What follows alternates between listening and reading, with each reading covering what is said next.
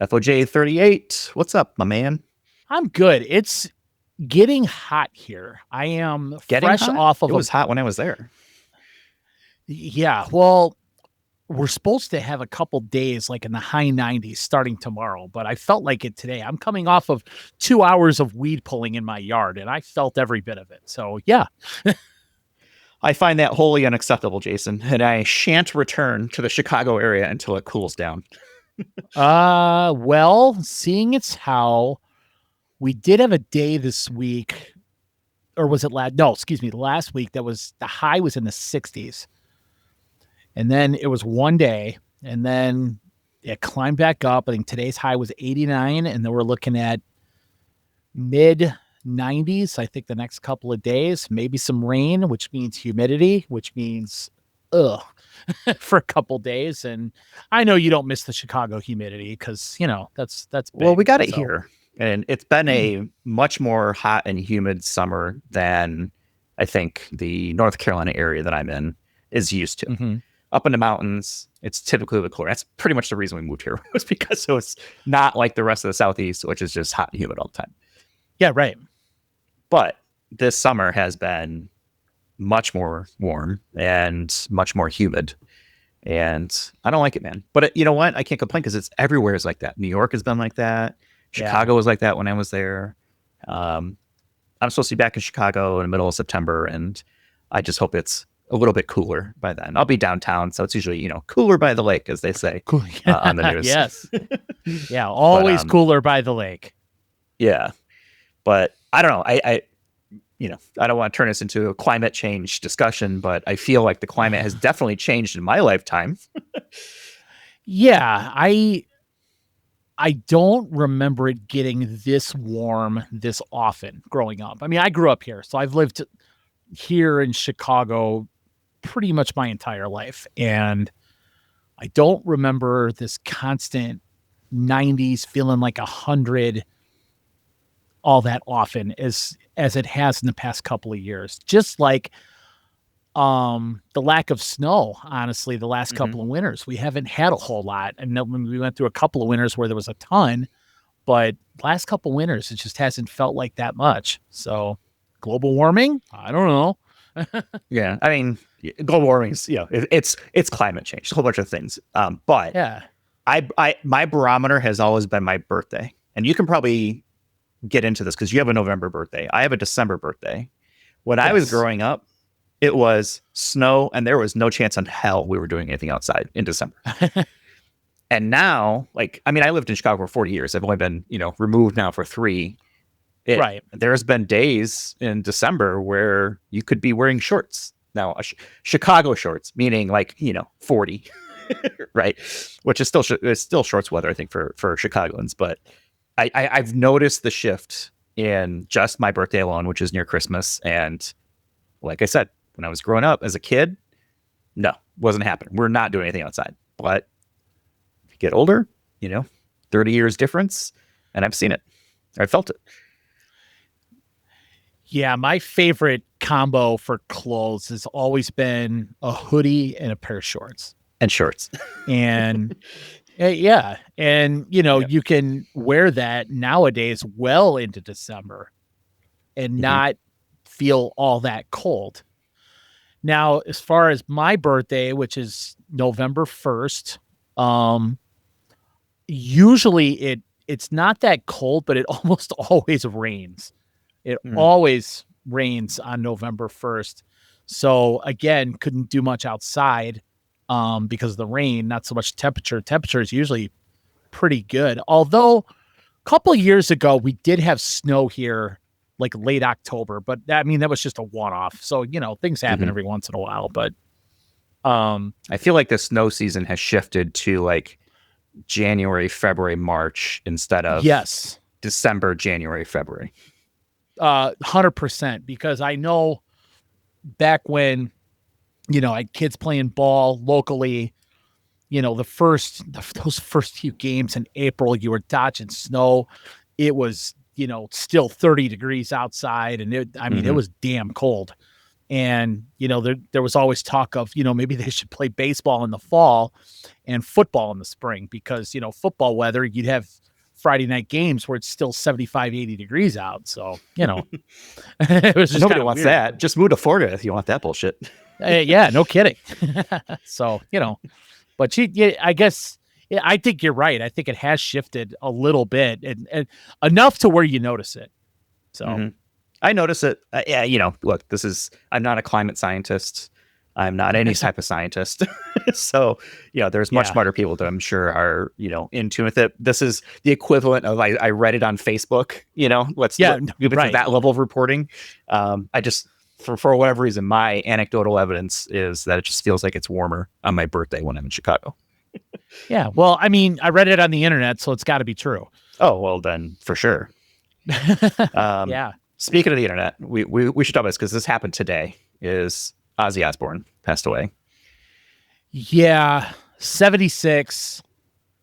A big part of my, I don't want to say childhood, but my big part of my teens, my 20s. He was a huge part of my music life for a long time. So, I mean, I was 76 years old, so you knew it was coming. I did not. I mean, they just performed the farewell concert less than 2 weeks ago, I think. So yeah, I did not. Yeah, I didn't know he was that close to the end. I mean, granted, he was in a wheelchair the whole time, but I mean, he still performed. I think they performed like 5 songs and all that. But yeah, no, a sad day in rock and roll for sure. Yeah, it sucks. I feel like you're a bigger Ozzy fan, and I feel like you're still listening to a lot of his music all the time. Try as you might to get away from your 70s and 80s rock.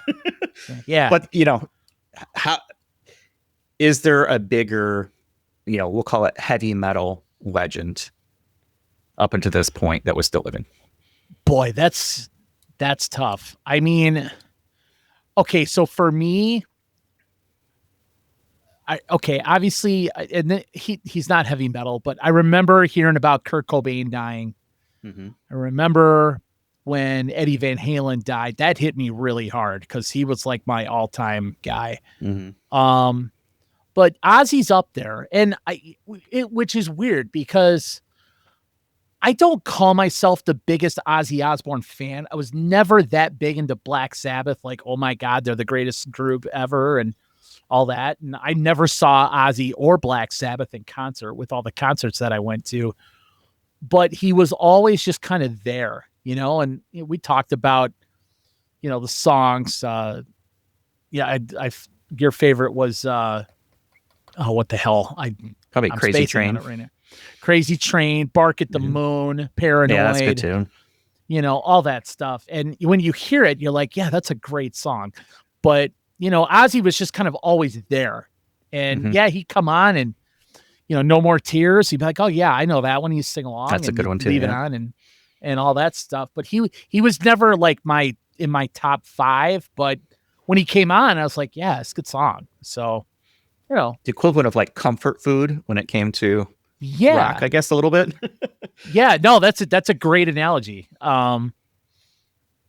Just everybody knew Ozzy. I mean, you look at the farewell concert and all the people from different walks of life and around rock and roll music were there for him, and Black Sabbath and all that. And, it's a sad day. It's a sad day. Plus, he was also the star of one of the greatest reality shows ever, The Osbournes. I was going to ask you about that.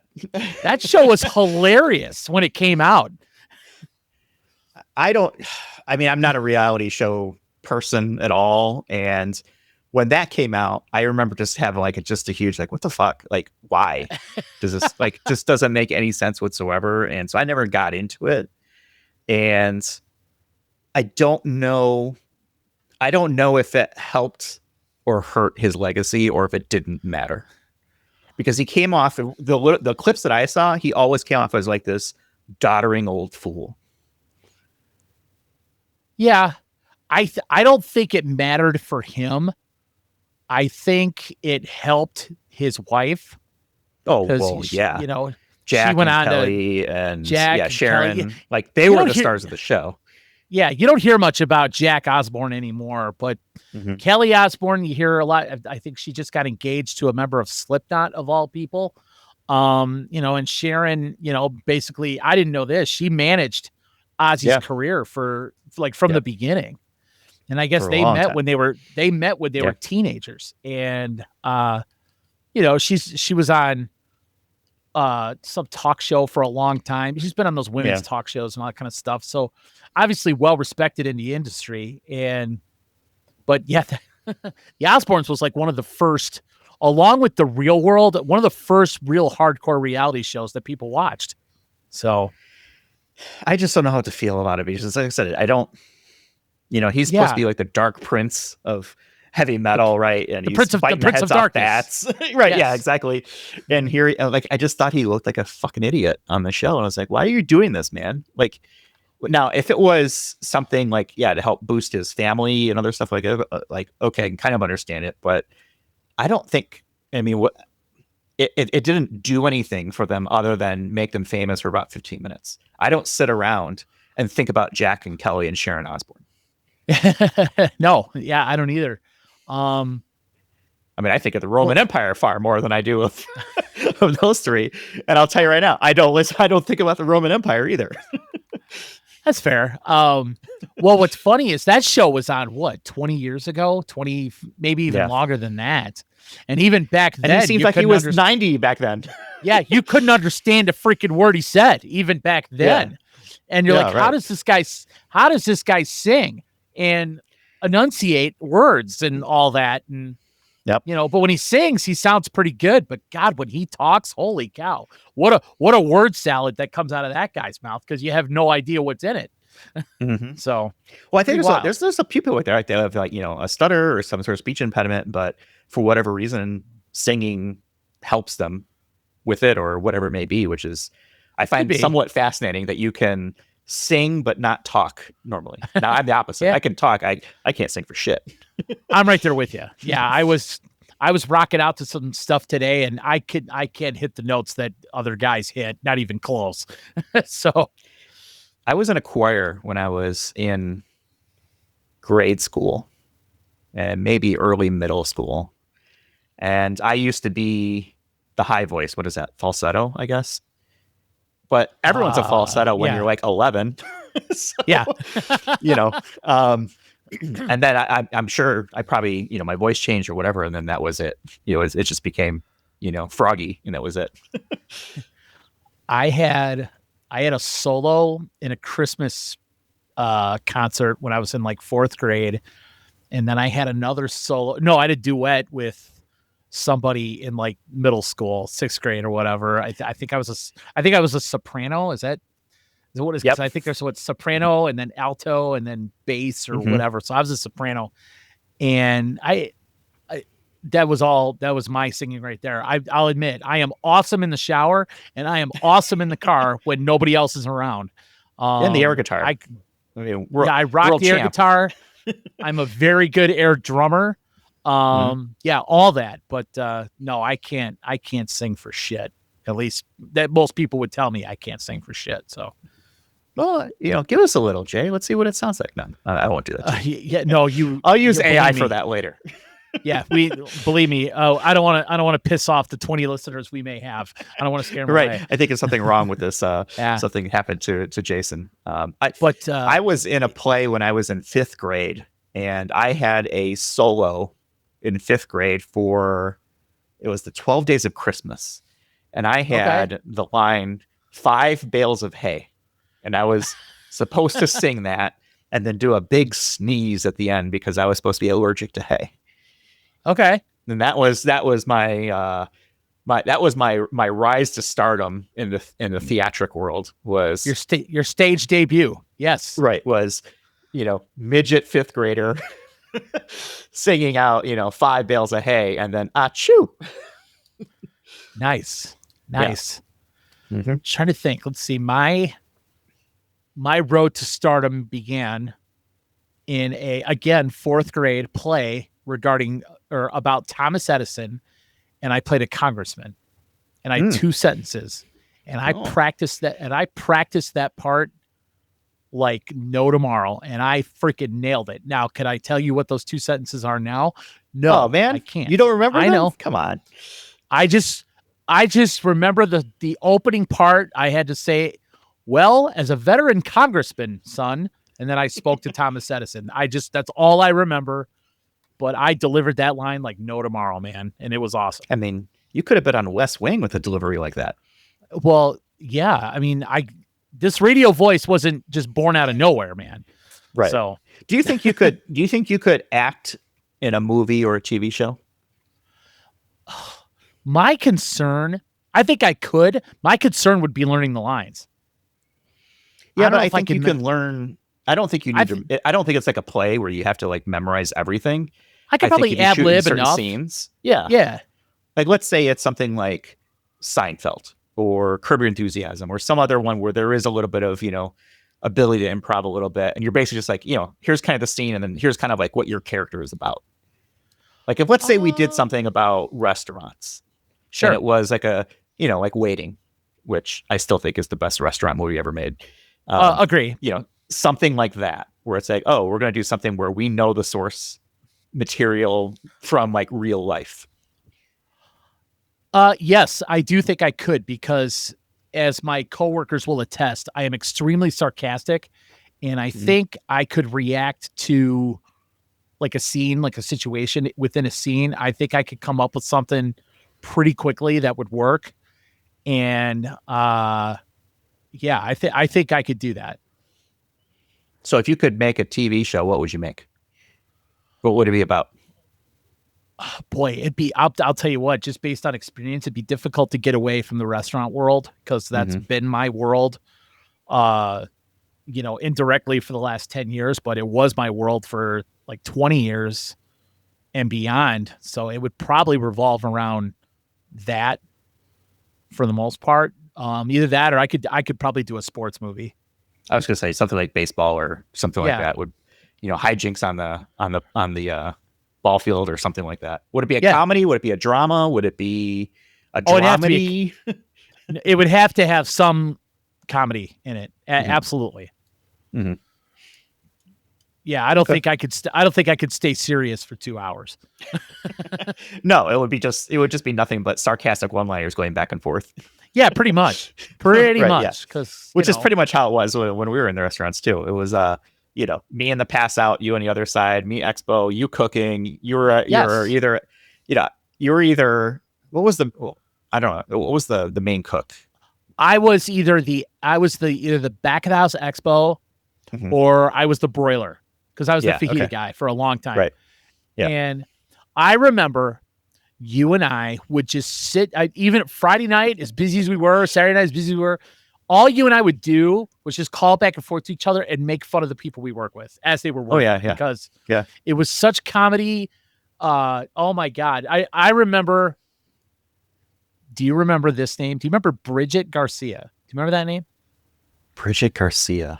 She was the girl who you and we made fun of her, because she was the one who kind of had to stop traffic because she was busy, and everybody else had to stop. And do you remember? You'd be like, everybody else needs to hold up. I got Bridget's fajitas here. Everybody else stop. Bridget, your stuff is up. We got chicks on green. Yeah. Yeah. The big line was double chicks on the bottom. Or no, we had double chicks on top. That's what it was. Yeah, I remember just, oh God, there's just so many funny stories from Chili's. We could spend 2 hours on that. Yeah. I mean, that was so much fun. It was a job, but at the time it didn't feel like a job, especially after I think we had been there for because we all opened up the Chili's Bolingbrook. So it was probably 3 to maybe 4 months before the group kind of started to get together a little bit. I remember I started as a busboy, and then, I don't know, got moved into front of house expo, and that is what got me out of my shell, because I was a little bit of a wallflower before that. And then I remember it was probably Mike Burns or something like that who was like, "Nah, man, you got to yell that shit. Like, tell people their food is ready. You need runners and stuff like that." And so I was like, "All right, well, okay." And then, the rest is history, man. I just remember being in the kitchen. When we started, I was the only cook at night who spoke English. Yep. Fluently. So no matter where I was and no matter what anybody needed, people came to me. So that's kind of how I met people, because they would ask me because they didn't want to ask somebody who they didn't think would understand them.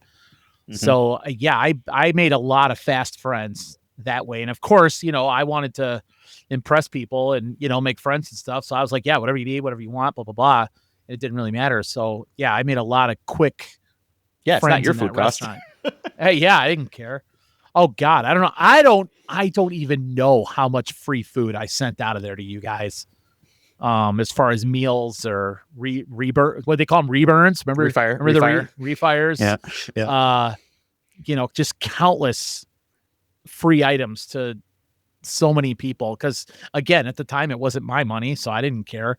And and then when they finally allowed me to serve, then it became even that much better, because I was like, oh wow, this is how the other half lives. Because I wanted to serve. Know the menu items, so it's like, I knew all the menu items. I wanted to serve for such a long time, and it was a matter of they needed to hire somebody who was good enough to replace me. Mm-hmm. But then I remember Dave said, "All right, we'll let you serve, but I need you to cook 2 nights a week." I said, "Yeah, it's fine." Mm-hmm. So I remember for the longest time, I bartended Fridays and Saturdays. I cooked Sunday and Thursday, and then I served Monday and Wednesday, and I had Tuesday off for the longest time. Yeah. So we all worked a lot back then too. Like I felt like I worked every day, typically, except for like Sunday, Monday. Oh yeah. Nobody wanted to work on Sunday nights because that shift sucked, because you're out of everything, and it was all the rookies coming out for dinner. So it was just a cheap ass night for everybody. just wasn't a fan. And Monday sucks too. And then when tax came, like basically after like January 1st until like tax day, it was the slowest part of the year. I just remember working Sundays, and I used to think, my God, what does church do to people? Because people used to come in, and not to offend anybody, but people used to come in all pissed off, and every little thing was, wrong, or any little thing you got yelled at. And it was like, God, what happens to people, on Sunday? And then, Friday, Saturday was just balls out busy for the longest time. And, you made good money. And like you said, Monday was kind of dead. And then it just kind of got progressively better. And then, of course, we worked right by the movie theater. So anytime a good, popular movie came out, we just got hammered the entire time. Like, I'll never forget the night Waiting to Exhale came out. They just kept coming. Wave after wave after wave. Oh my God. It was horrible that night. Mm-hmm. So, but but overall, dude, it was arguably the best time of my life. I enjoyed that job so much because of the people that we worked with, and, very thankful for the friendships that, had at the time. Continue to this day. that, most of which I still have, which is really cool. Mm-hmm. So yeah, great time. It was also the best training in any job I've ever had was Chili's, believe it or not, is they actually gave a shit about training people. And so before you could even, like, I remember when we opened up that store, right? We had people there. We did like a soft open, friends and family. They showed us exactly how they wanted things done. To become a server, you actually had to take a test on the menu and, list the ingredients. So it was not like, oh, just get out there and figure it out. It was like, there was actually a method, right? Full hands in, full hands out, right? Stuff like that I think it really kind of showed the professionalism of some of the stuff, which I dare to say, I hate to use the word professionalism because, let's be honest, we were also throwing pumpkins or gourds or whatever it is around the restaurant and doing a whole bunch of bullshit. But we actually were good at our jobs. Oh, for sure. For sure. I'd put our staff up against anybody. Hell, we just went to Chili's on Sunday. And every time I go, we don't go that often, but we go every once in a while. And I can't help it. I can't help but relate it back to when we worked there. Mm-hmm. And those guys, they just don't look like they have near the fun that we did. Not even close. And, now they've got the, what is it? They walk around with There's the like a iPads, tablet thing or whatever. the tablets that they hang around their neck or whatever. And they've all got, every server has a walkie-talkie on them so they can Yeah, they're radio wearing to the back. headsets. I don't know what's going Yeah. on. Yeah, they've got it all. I mean, the managers are allowed to wear jeans and polo shirts, and they just look like somebody right off the street, and it's just very different than what it used to be. So, I can't remember the last time I was in a Chili's to eat food. Like, I've gotten stuff to go, but I can't remember the last time I ate in a Chili's. Yeah, you know what? I do. It was in Mexico. Of all places. Oh, okay. Monterrey, Mexico, in the airport. I was waiting for one of my business counterparts to land, and I had like an hour to wait. And there was a Chili's in the Monterrey airport, and so I sat there and had chips and queso in a Chili's in Mexico. I'll tell you what. For a couple years, I thought they were starting to go downhill. I think they were. Service wasn't great. Food was kind of because they had just gotten into what at the time they were calling kitchen of the future. And what that was basically everything was being cooked on a conveyor belt. They took the grill out. They took the flat top out. They, like the conveyor belt you'd see in Portillo's, how they cook the burgers. Everything was cooked on there. And then they would just put them all in holding tanks. And that was like their way of getting the food out quicker. Right. But when they first did that, the food quality suffered, in my opinion, pretty badly, but they've kind of gotten it together. And I'll tell you what, I had a crispy chicken sandwich Sunday night. It was awesome. It was really good. The enchilada soup is still the same, still awesome. Queso still awesome. Yeah, but it's not the same. Queso is different. It's a little different, but it's still good. It's still good. I'm not gonna lie. We had a queso show a few episodes back where I think we rearranged quesos. I will say I'm not gonna argue queso with you, man, because you are the queso guy. You have to appreciate the finer things in life, and melted cheese is one of those things for me. Absolutely. It was a lot better a long time ago. I think it's gotten too thick typically, and too much like chili consistency versus. I think it was a little more, I don't want to say liquidy because that's not the right term, but it just seemed like it was a little more liquidy. There wasn't that heavy, thick consistency to it.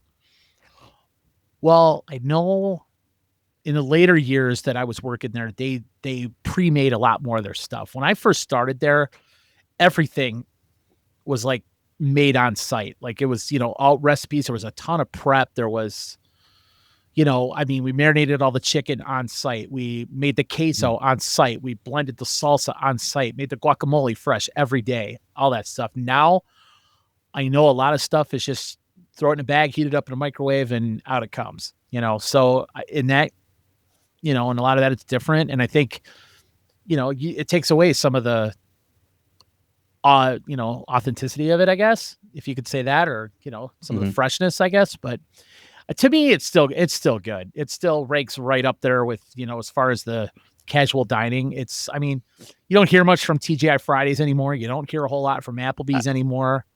Applebee's is on commercials all over the place, but I don't know any around me. Well, that's the thing. You see them on TV, but you don't see them around. But Chili's has hung in there, man, for a long time. And to me, it's still good. So I learned a lot of Chili's. And that's where I learned chick mix. That's how I still make quesadillas to this day. Put a bunch of chicken into a Ziploc bag, throw some salsa, and maybe some other stuff in there, and just shake it up, and boom, you got some quesadilla stuff ready. Quesadillas, yes, chicken and ranchero sauce. I remember. Yeah. No, loved Chili's, man. Always have, and probably always will. It was good. Yeah. Let's see what else. Training camp opened tomorrow. Today's Tuesday for us, the 22nd. Let's see. So the rookies reported on Saturday. And the good news with that was all Bears rookies are under contract. And up until, I want to say, Friday, that was not the case. So I guess what happened was there was a draft pick, I think from Houston in the second round, who got a fully guaranteed deal, which threw everything off because I guess first round contracts are fully guaranteed, but I guess starting in the second round, they'll get partial guaranteed. So once this guy from Houston got a fully guaranteed deal, everybody wanted him in the second round. And I mean, they were talking collusion by the owners as to not give it to him, and things were going to go to court and it was going to get kind of ugly and blah, blah, blah. But I guess, one draft pick, Judkins, I forget what team he went to. He played at Ohio State, but he got arrested for domestic battery. So the guarantee deal kind of went out the window for him. Mm-hmm. Yeah, that'll do it for you. Yeah, it's because he's probably going to have some legal trouble, which probably screwed it up for everybody else. Cue the Jim Carrey, stop breaking the law, asshole. Yeah, so you could probably make what's his name, Q-Don or Q something, Judkins, dumbass of the week, because that kind of screwed that up. But I don't think I have my sound bank here where I'm at. Oh, well, that's okay. Well, dumbass of the week, we'll say it. You blew it. Yeah. So there you go. Judkins. But anyway, so the second rounders started to sign. I know, what is it? The D lineman from Texas A&M, he signed first, and then they signed Trapillo, which is good. And then Luther Burden the third, they are referring to here in Chicago as LB3, which I kind of like. It kind of rolls off the tongue. I think it's cool. He actually did get a fully guaranteed deal. He's the first 39th pick in the draft ever to get a fully guaranteed deal, which is interesting because he is coming off injury, but I guess he had to take a physical in order to get that deal, and he passed the physical. So that's good news. Because he and Colston Loveland are coming into camp, coming off injuries. Colston's got a shoulder issue, and Burden, I think it's his abdomen or something, like his midsection or some, I don't know. He heard it in mini camp, whatever. But they're both in camp. Everybody's in camp. And then the vets reported today, Caleb Williams spoke to the press. Ryan Pohl spoke to the press. Ben Johnson spoke to the press. So everything's hunky-dory in Bears camp. And I think they get going tomorrow. Well, I don't think it's hunky-dory. Oh, wait a minute. There is one small piece. One big one. Yeah. Yeah. Jaylon Johnson is injured, out for a few weeks with a leg injury. Where it happened, I don't know. How it happened, I don't know. That news just came out today. They did sign a guy to essentially replace him. So who knows how long that's going to go. I mean, he's great. So that is concerning. Yeah. I don't like to see that, especially if it's, well, nobody wants to get hurt in the preseason. So no. I guess the good news is it happened early enough where hopefully game time is, not as impacted as much, I hope. But when somebody says that they're out for several weeks and it's the beginning of the preseason or beginning of training camp, that just strikes me as like, that's not good. Like, that sounds like that's going to be a lingering injury for a while. And the chances of re-injuring it or injuring something else by overcompensating raises additional risk for me. Well, and here's the problem. You got a new defensive coordinator, so you're playing a new defense. I don't know how much that matters on the corner, but it probably matters a little bit. And the other problem is Jaylon Johnson, who's, was playing under a pretty decent contract, has seen a couple other guys now get paid more than he is. So he was starting to make a little bit of noise of, hey, I'm not being paid what I'm worth on the market. And now he's gone for a few weeks. It's like, well, we got to see how you come back now. So right. It'd be interesting to see how that's always the fear though, for every player is, injury, especially if you're going into a contract year or, you're making a stink about, not getting paid enough, right? Stuff like that. Right. But it sucks. Can we catch a break? Can we just get into a season healthy and like, will things work as everyone hopes it will?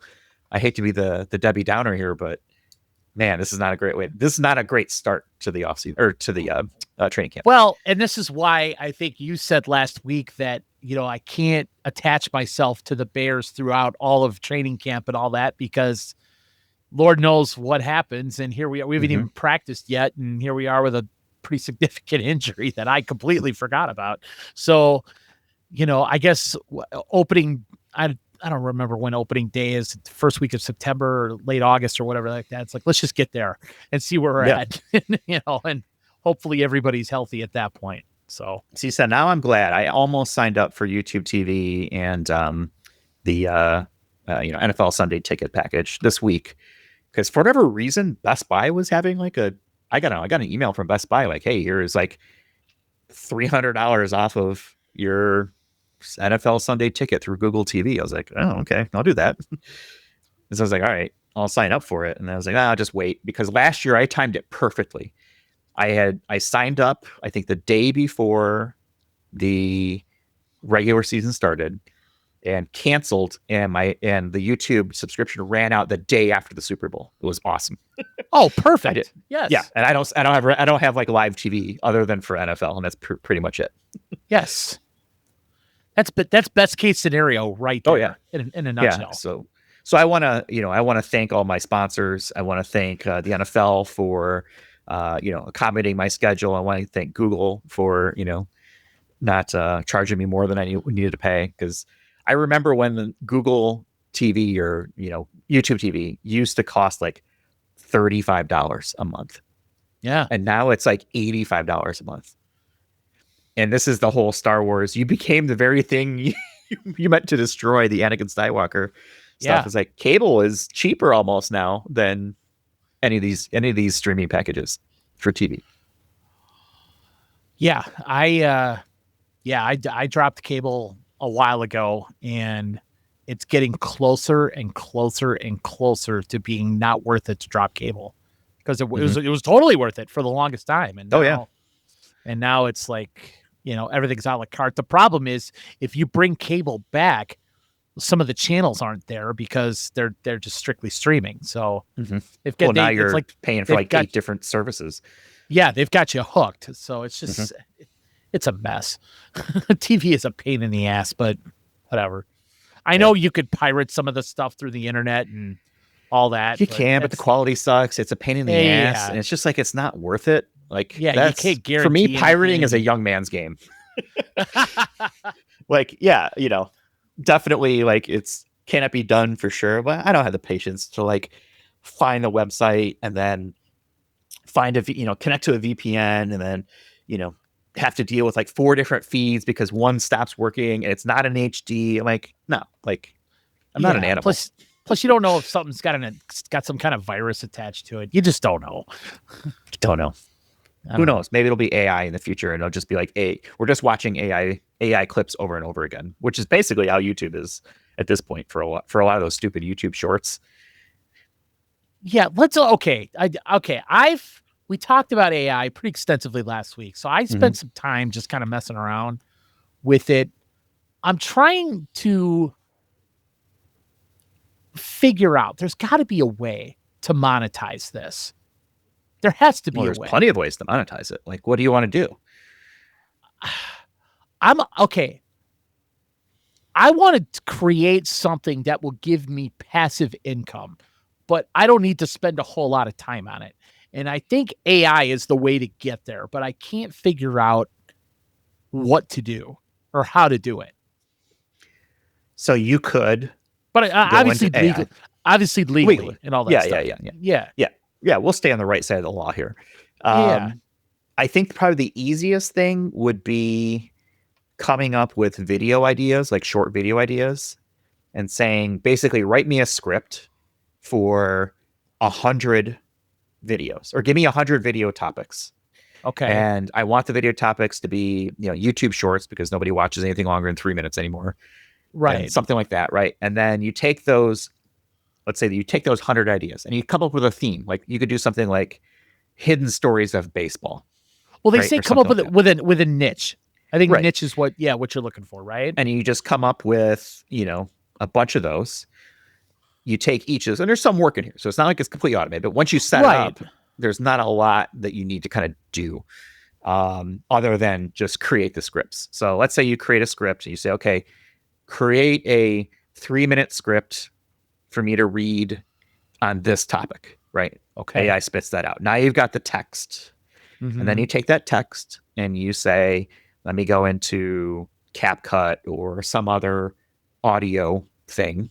Sure. And do like what I've done, with our voices and stuff like that on a podcast, and do a text to speech thing. Or even you just read it into your computer and then use AI to say, okay, give me visuals for this video, basically. And then you just publish them all. Or you schedule one to publish every day or every week or whatever it may be. Right.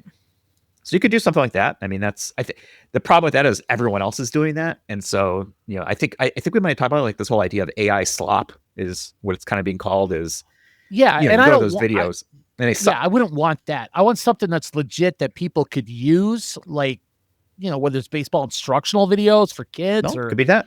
Yeah. Something that's legit, but obviously you need it to go viral to monetize it. Like it's hard to make money, man. Yeah, I know it is. Stuff. And I want residual income like every month, You need to have millions of views to get hundreds to thousands of dollars. Right. Like it's obscene how many views you need to get. I remember I was looking at one of my channels and in a given year, you need to put out like 3 videos every month. You need to have like 500 subscribers. You need to have like 2,000 or 3,000 hours of actual watch time. Sure. Or if it's not like a full YouTube video of 3,000 hours, you need to have, I think it's 3 million YouTube Shorts views. Okay. In a year. Like that means 365 days a year, you're getting like 100,000 views on your videos. And you'll be over that 3 million. Well, I was listening. So I'm trying to, like I said, I'm trying to dabble into this, but I'm trying to learn about it. Right. So, I've listened to a couple podcasts about it, and I don't know if there's a legit or not, but people talk about AI books, talk about AI, mention YouTube videos and Instagram posts and things like that. But apparently there are ways to do it that people are making it happen. So, I do like the idea of you teaching like baseball or something like that, where it's like, youth baseball and fundamentals. And it's like, here's a quick 3-minute explainer on this thing. And here's how to practice it or something like that. I don't know if there's enough content, right, for that to make it sustainable, but you could build a training program. And that's really popular. It's like, hey, I've got a set of instructional videos on YouTube. And for $49.95, you can unlock Jay's baseball camp. Right. I mean, because I'll admit, I go to YouTube for stuff all the time. The time. Like for instance, this week, I had to fix a hole in my roof. And, I'm like, how the hell do I do this? Somehow raccoons got in my attic and all that stuff. And they literally chewed through and broke through the plywood and then the shingles and all that stuff. And I had to replace a hole about the size of this laptop that I'm talking to you on. And I had no idea how to do it. And sure enough, I went to YouTube and I'm thinking, all right, I could pay somebody to do it. Probably cost me $600, $700, $800, or I could go to YouTube, watch a video on how it's done. Took me about 3 hours and I spent $75 on materials. Most of which I didn't even need, because you can't buy the stuff, in small enough packs just to patch a hole. Yeah, exactly. So right. I still have probably about $50 worth of stuff that I'll probably never use, but it took me like 3 hours. But this is the era we live in. The entire the history of the world, all the information in the world is at everyone's fingertips. And as long as you're getting it from trusted sources and it's not, fake news or whatever you want to call it, right? There is no excuse to be uninformed on anything. Like this is like, you remember that scene in The Matrix where Neo's sitting in the chair and he's like just been woken up and, he's like learning all the different skills and he's like, I know Kung Fu, right? And so this is the era that we live in now where it's like, oh, I can sit and watch a 3-minute video or 5-minute or 10-minute, whatever it is, right? You're downloading the information and now you're using it. The same thing as like I have an app that does that. It's the same idea. Like the information's there. We're living in the best time ever to be educated. Yeah. It's nuts. What do we say? Never be afraid to learn something new.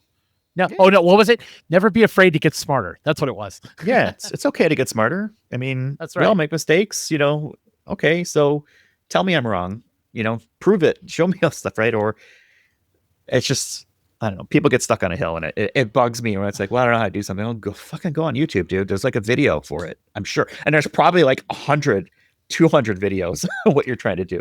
Find one that you and go with it. Jeff, I've now replaced a hole in my roof.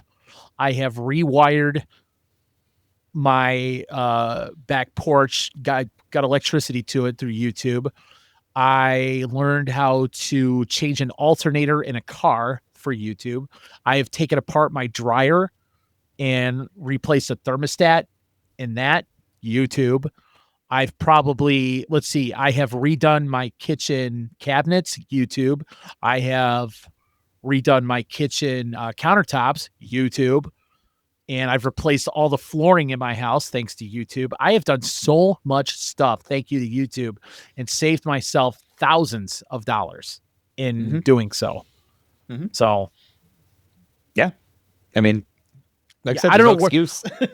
I don't know where I'd be without it, to be honest with you. I'd be broke. That's what I would be, or shit would still be broken around here because I wouldn't know how to fix it. I can tell you're excited. You're screaming. You're yelling. You're like, get on YouTube. Learn everything. Learn it all.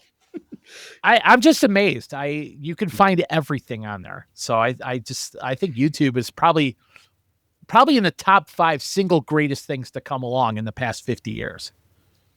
That's tough. It is extremely beneficial.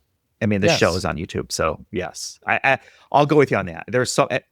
YouTube is on probably 18 hours a day in my house because I'm using it either for work or I'm using it for entertainment or I'm using it to learn something or I'm pushing content to it, right? Whatever it may be. And it has become the platform for me. Like I happily pay for YouTube because I don't want to see ads. And, it's like, I'll never pay for YouTube. It's free. Like, for as much as I use it, do you know how much convenience it is to not have ads or to download shit for, plane ride or, whatever it may be? I'm like, yeah, like that's of all the streaming service I had, that's the last one that I would cancel. Yeah. By far. It's not even close. Well, the other part of it with YouTube is, okay, hey, I want to see the music video for a certain song. Boom. That's there. Hey, do you remember this scene in this show or this movie? Mm-hmm. Yeah. Boom. Call it up. It's all there. And where do you think I got the "You Blew It" sound there bite? You go. YouTube, baby. Yeah. So it's like I said, it's one of the top 5 things that I think has come out along. I guess you would partner that with the smartphone, but in the last 50 years, where would we be without those 2 things? I mean, the internet obviously is huge. I think high speed internet is probably the big equalizer because you couldn't do YouTube without that.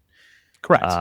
The price and performance of computing devices coming down to be attainable by all. Yeah.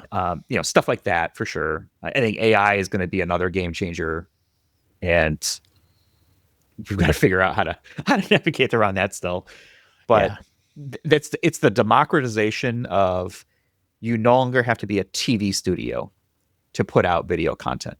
You can literally do it with your phone, and it will look decent. And if you even remotely care even a little bit about the quality of the video or the audio, there are so many tools and little things that you can do to improve either.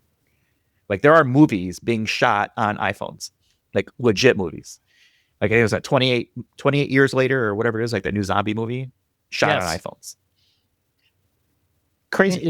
It's incredible. It really is. I don't know. I feel like we have to give YouTube the listener of the week. at this point with the accolades that we're throwing onto it. So I'm just going to go ahead and say, YouTube, you are the listener of the week. Pew, pew, pew. I don't have my sound effect thing. So yeah. So there you go. Congratulations, YouTube. A well-deserved honor, I think. And if I'm not mistaken, wasn't YouTube created by like some pretty young guys, like young, I don't want to say they were teenagers, but they weren't like these big computer, Bill Gates type people. I think it was just created by somebody who, had an idea, and look where it came up. I don't know. Yeah, it was some guys that worked for PayPal at the time, which is another name that's been around forever. And yeah, they built this idea of YouTube, and then, Google ended up taking over at some point. But YouTube has been around for 20 years. Wow. February 14th, 2005 is when it was kind of officially, founded. But 20 years. And there have been some, competitors. I don't know if you remember a service called Vimeo. Like, they've been around for a little while, and they've kind of pivoted because nobody can beat YouTube at this point. Right. I think the closest thing that we see to that is probably something like Instagram with Reels, or Facebook, which is Facebook is all Meta, which is call it, right? Their Reels, and then TikTok, which is huge. And YouTube has had to copy a lot of the short form video content. So things like YouTube Shorts are a direct result of competition they're facing. Sure. I know TikTok is huge. I haven't really figured that one out. I haven't messed around with it all that much, but I mean, for what I do, I don't know if there's a real purpose for it, but I know there's a way to monetize TikTok, and, you can, get your faceless videos onto faceless AI videos onto TikTok, and, hope that they go viral and all that stuff. So I don't know. So TikTok is interesting because they're owned by a Chinese company, and the security person in me, I can't do it. Okay. Too much of, and I don't have TikTok. I've never signed up for an account. I've never put on any of my devices, because they, as a company, they're just as bad as Facebook and Google and Amazon at this point, of hoovering up as much data as possible around you. What concerns me about it is that it is now outside of the U.S., so U.S. laws no longer apply, including anything privacy or security. And with their ability to make it easy for you to use AI tools to clone your voice, clone your picture, clone video, that is all data that sits somewhere. And I'm not comfortable with it being on that side. Now, call me paranoid, and that's fine. I'm not going to say you shouldn't use it. I think you should be like any other service, be aware of what's happening with your data. Yeah. And, at some point, this data is getting out there. They're looking to make money. And so they need to figure out ways to do that. And they have a very, very, very good algorithm for user engagement. That is the secret to their success, is they have figured out how to keep people glued to their phones. Scroll, scroll, scroll. Next video, next video, next video. That's their secret sauce. Now, I think it'll be interesting is if they do indeed getting forced to sell to or break apart the company for US, which Trump, then Biden, then Trump have all said, based on the presidencies for the last 6-8 years. It's been punted already a few times by Trump for TikToks to sell to a US company. Okay. That'll be interesting to see what happens, because this is a extremely valuable company. Sure. China is not going to want to let that go. No, of course not. And so there is a lot of intellectual property. And again, this algorithm that they've developed is the secret sauce. Right. There is no way in hell that a Chinese company is going to give that away for nothing, or even at all. And so I'm concerned for all the people who put all, not the people, but I'm concerned about that data being out there and not having really any kind of control over it. Sure. But they've got a great product. I mean, I know people that work there. They work on the US side of things, and some of it might be somewhat paranoid, but I think it's like anything else. Just be aware of it. It's no better or worse than, I would say it's probably on the same level except of like a Facebook, a Meta, Google, stuff like that. Is they know an awful lot about you, and it's on your mobile device, which means they know where you are too. Right. I don't mess with TikTok. I have one, but I don't really do anything with it. Because I haven't really delved into it. I mean, I have a Facebook, I have an Instagram, I have X or Twitter or whatever the hell. I like Twitter because you can, if you hear something, you can usually find it pretty quickly on there. You just search it if something's going on in the news. I mean, I know not everything you read is for real, but if you follow like an ABC News or a BBC or whatever, you can get whatever you need quickly. Also, I like Twitter because if I hear somebody hit a home run in the Sox game, I want to go back and see it. Boom, call up to Twitter. It's there like instantly. So, I do like that. I use Twitter to, go back and forth with other Sox fans. That's pretty much all I use it for. Facebook is Facebook. It is what it is. I've had it for years, and I don't use it nearly as much as I used to. But I still have it. And then Instagram, I barely use that either, Yeah. So I gave up on Twitter. I made a personal decision that I can't support that individual anymore. And that's fine. I get it. There's a lot of stuff going on. Sure. I can't remember the last time I posted anything to Facebook. Right. It's gotta be years at this point. Sure. The only social media I really use is LinkedIn, and that is 100% for work. Sure. And I feel it's the last safe place where there's actually repercussions, because now I know who I do and don't want to do business with or work for. Right. Because it's like, okay, for a while, people were treating their LinkedIn feeds as like a Facebook thing. So some people still do, but not a lot. And they still do. And it's like, okay, that's fine, right? You can have your opinion, but that also means that I have the decision on whether I choose or not to engage, and some people can't. And it turns political, which is just bullshit all the time. Right. I thought it was interesting this week because of the whole, the Coldplay concert thing with the CEO and that HR person or chief people officer or whatever, getting busted. That was all over LinkedIn. Like, so many people poking fun at it and making fun of it and stuff like that. And I was like, oh my gosh, I don't care about the people. What I find really interesting is I wonder what this does for the company, because they're in a space that they should be relatively hot right now with kind of what they do. Yeah. But they're getting attention for all the wrong reasons. And so the CEO's gone. He's already resigned. I think he resigned. The woman in it is still somehow on leave or something like that. I don't know if she survives this either, but it was amazing to see that go viral so quickly. The funny thing is, I would be willing to bet that because they weren't on camera that long, right? If neither one of them moved, like if they just stayed in whatever position if they were like in the prom pose or whatever, if neither one of them had moved, I don't think anything would have happened. Nobody would have caught it. Nobody would have thought anything other of it. Nobody would have recognized who those two people were. And they could have continued with the concert. It would have been not a big deal. But because he dropped down that quickly out of the video, it's like, ooh, something happened here. She totally freaked out. She was like, oh my gosh, like covered her face, ducked out of the video. Freaked out. He's like, oh shit, I am busted. And play it cool and nobody would have known a difference. Right.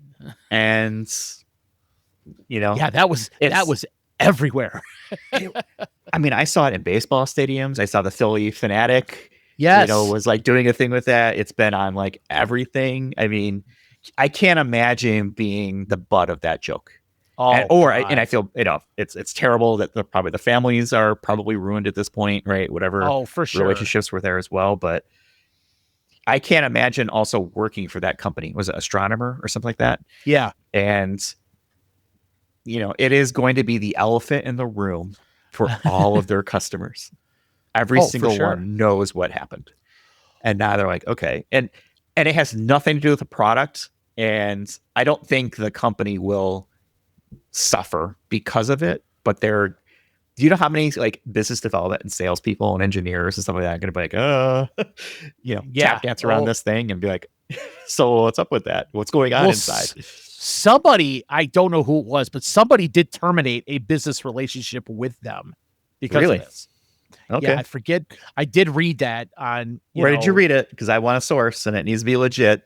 Well, I read it on Twitter, and you read it on Twitter, it happens. But here, let me see if I can find it. Speaking of Twitter, so Grok is one of those AI tools, which is total bananas out there because there are like no rules on that.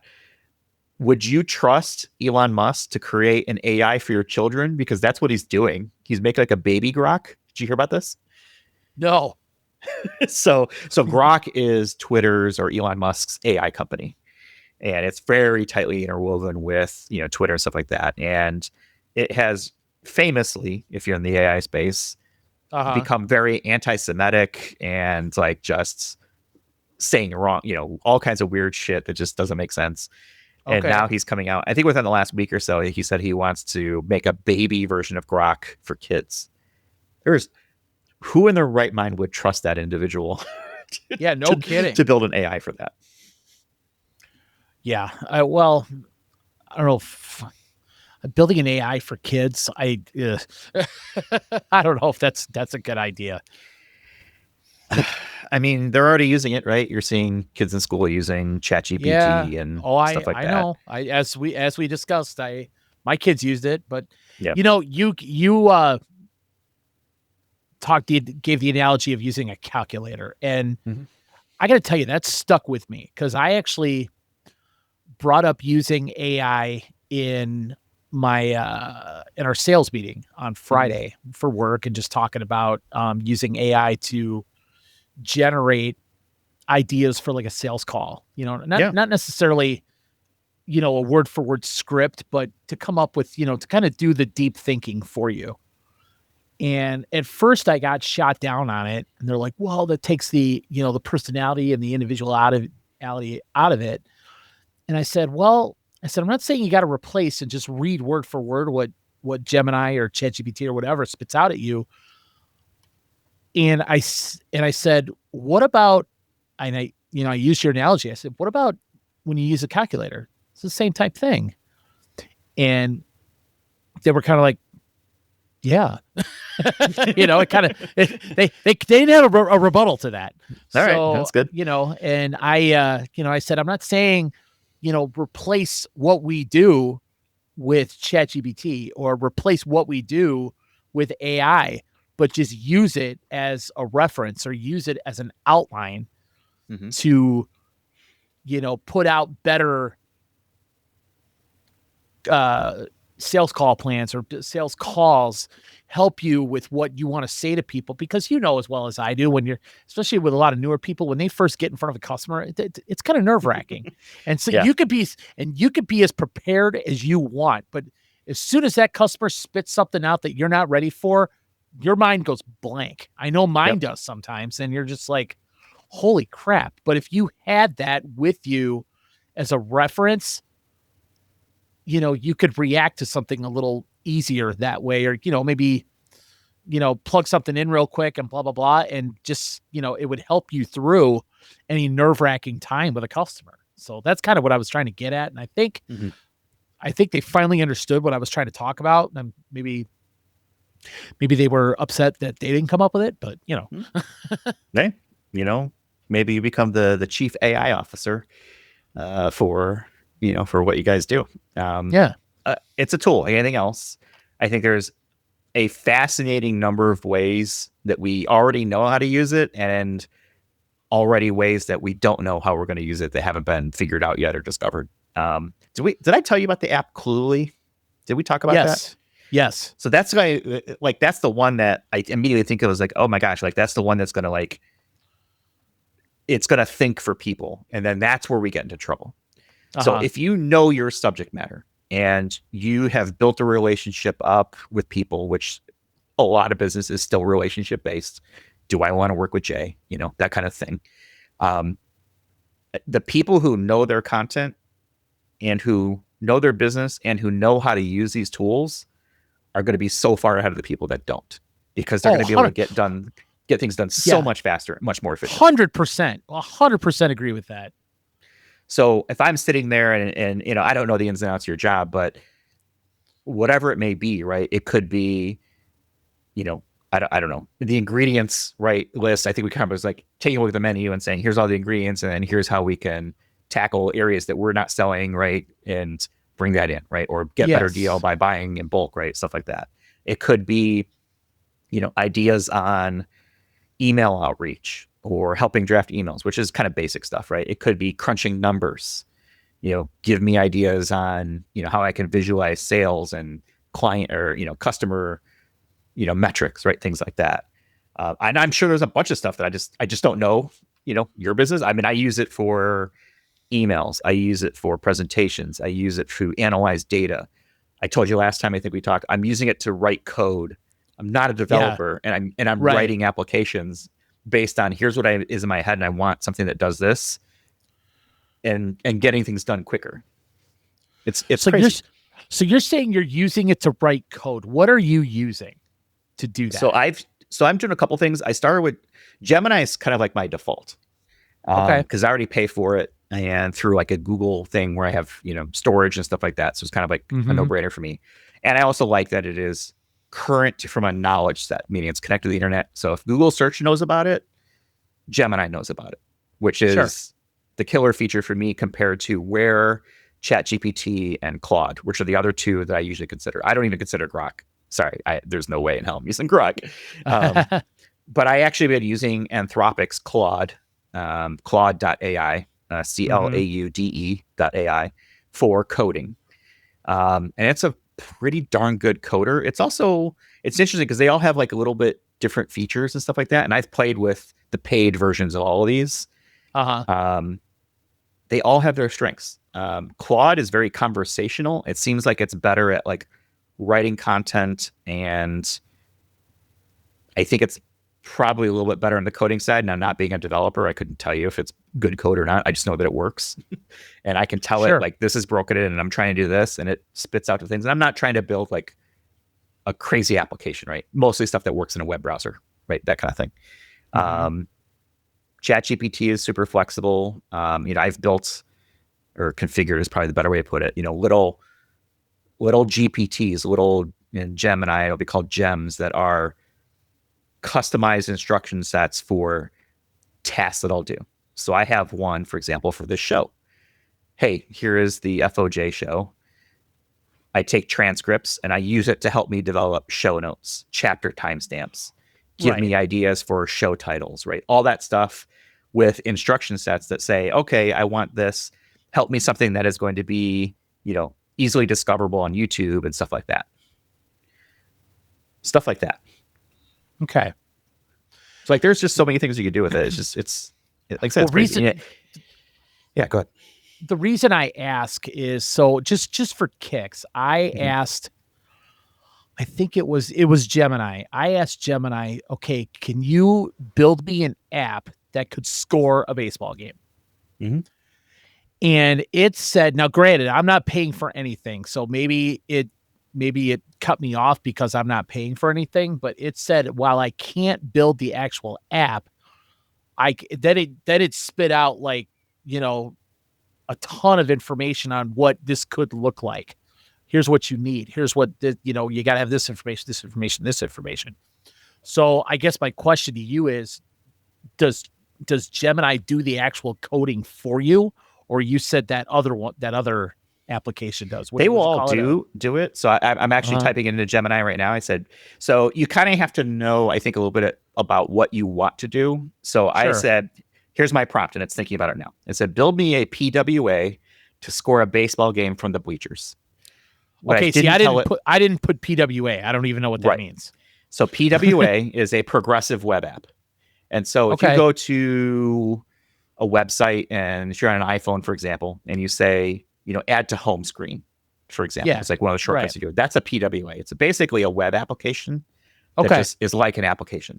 So you kind of have to know the lingo a little bit on that, but you could say, build me a web app. And so here's what it came back. Of course. So I can't write and deploy the full application for you. I can provide a complete blueprint, including core features, technologies, step by step. That's exactly what it told me. Okay. So, but it has given me the HTML for it. Okay. So I can do part of that.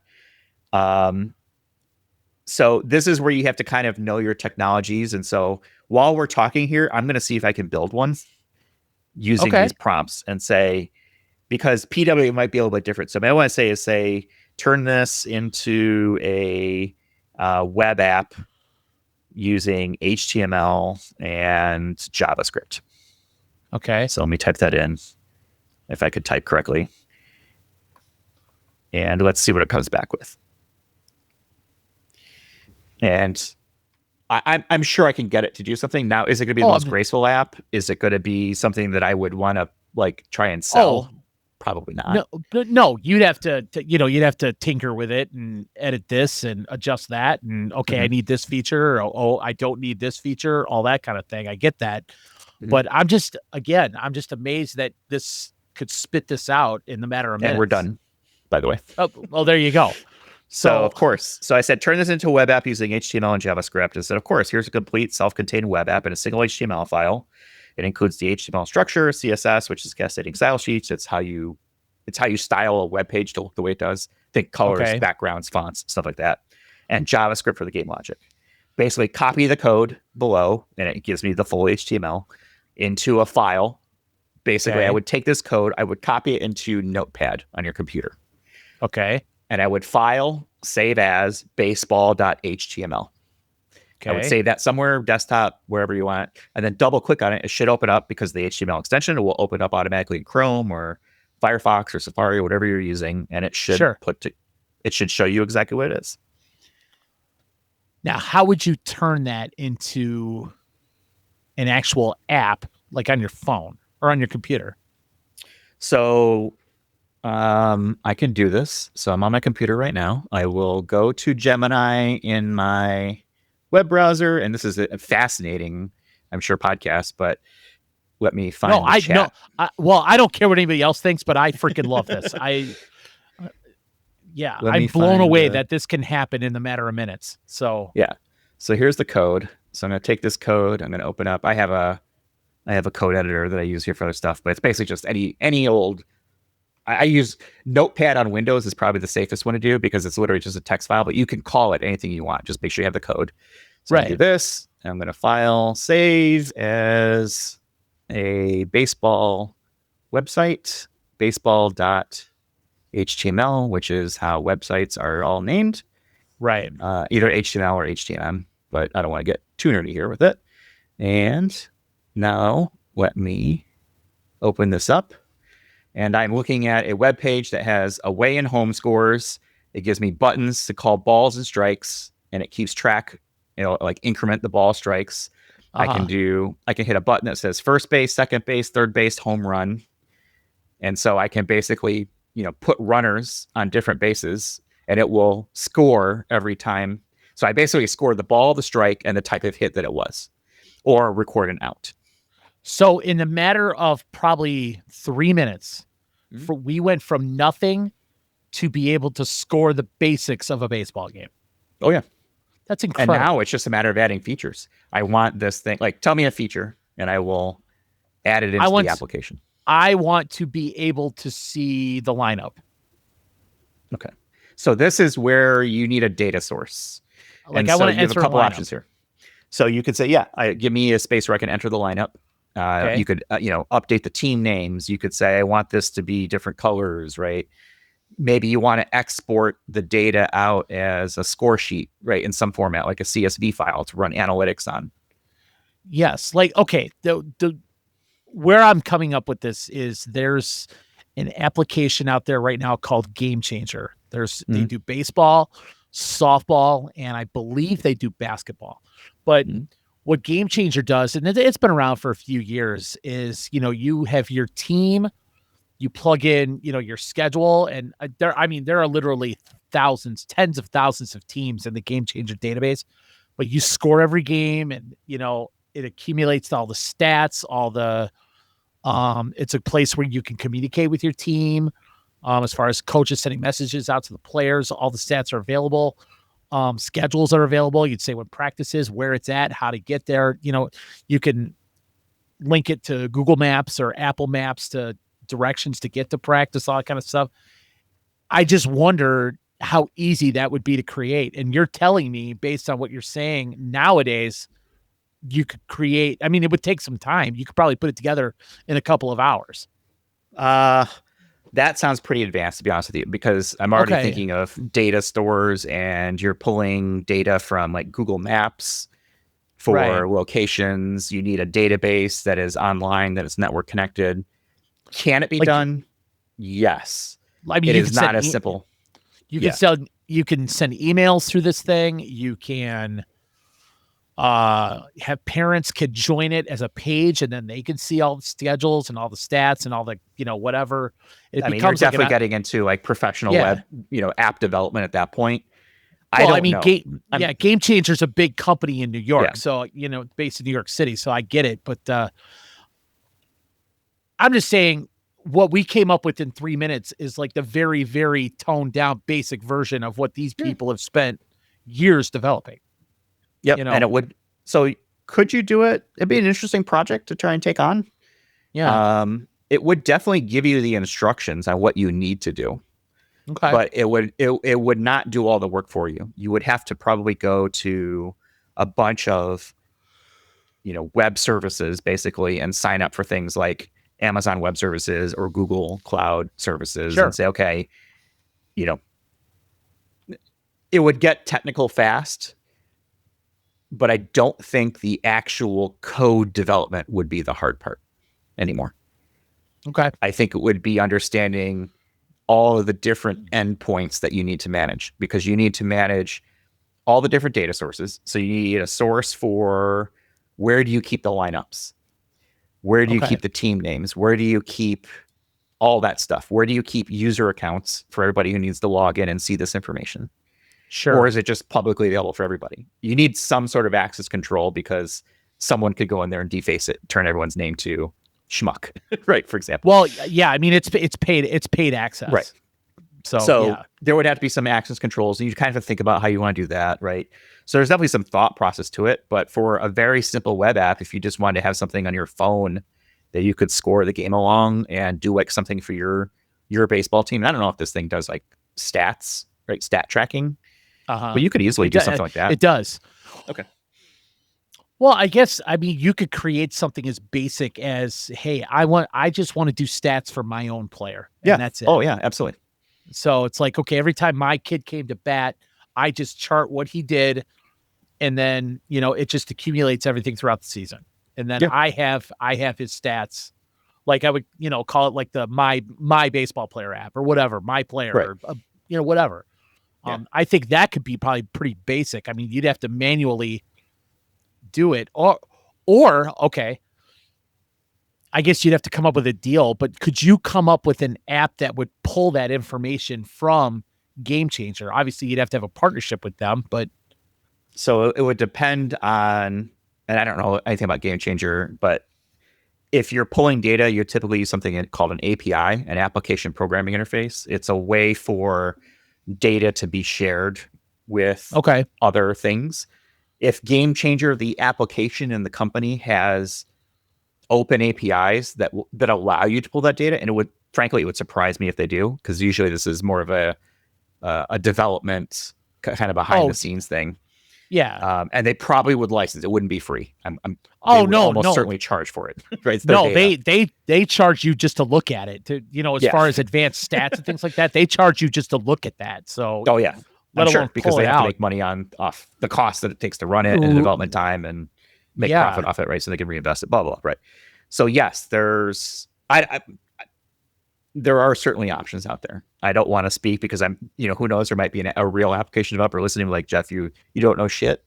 But the fact that you can literally go into a tool like Gemini and have a rough idea and have a rudimentary functioning application that I literally just, coded in quotation marks in 3 minutes. In 3 minutes. Yeah. Amazing. That's nuts.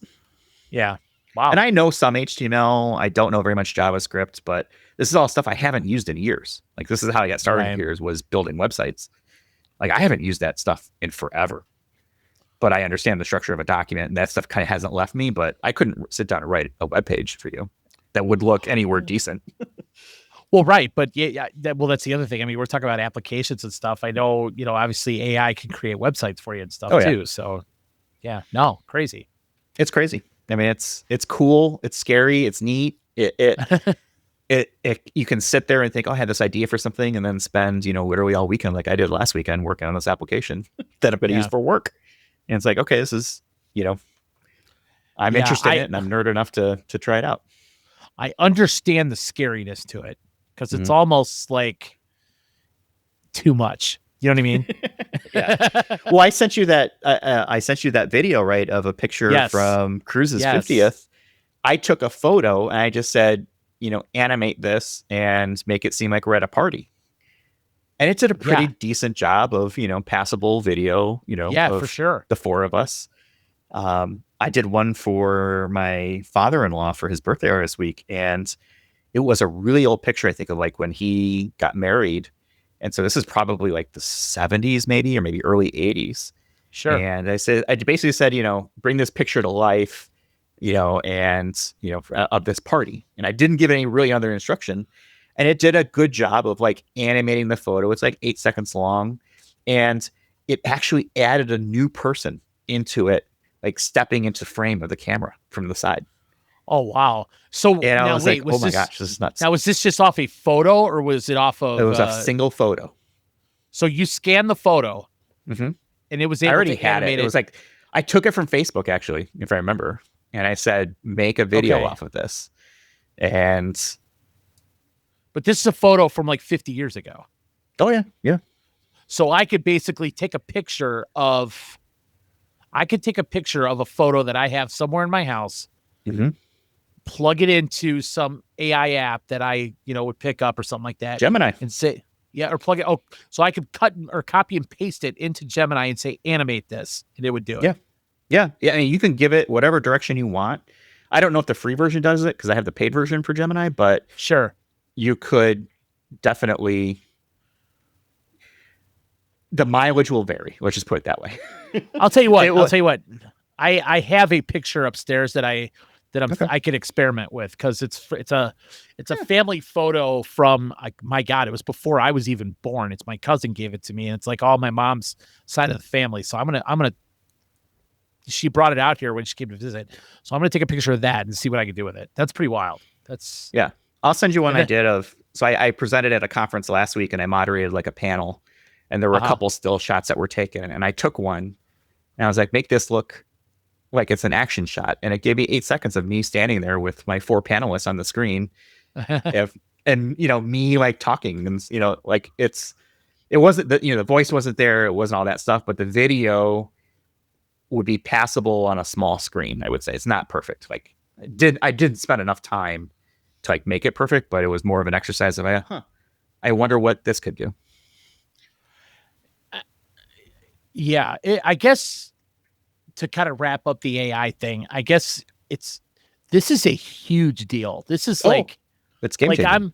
I'm likening this to like the invention of the internet. I'm with you on that. I think like it's the most disruptive thing I've seen in disruptive decades. is a great term for it, because I find it to be very disruptive. Now, I mean, in a good way, but I guess it could be in a good and way. bad.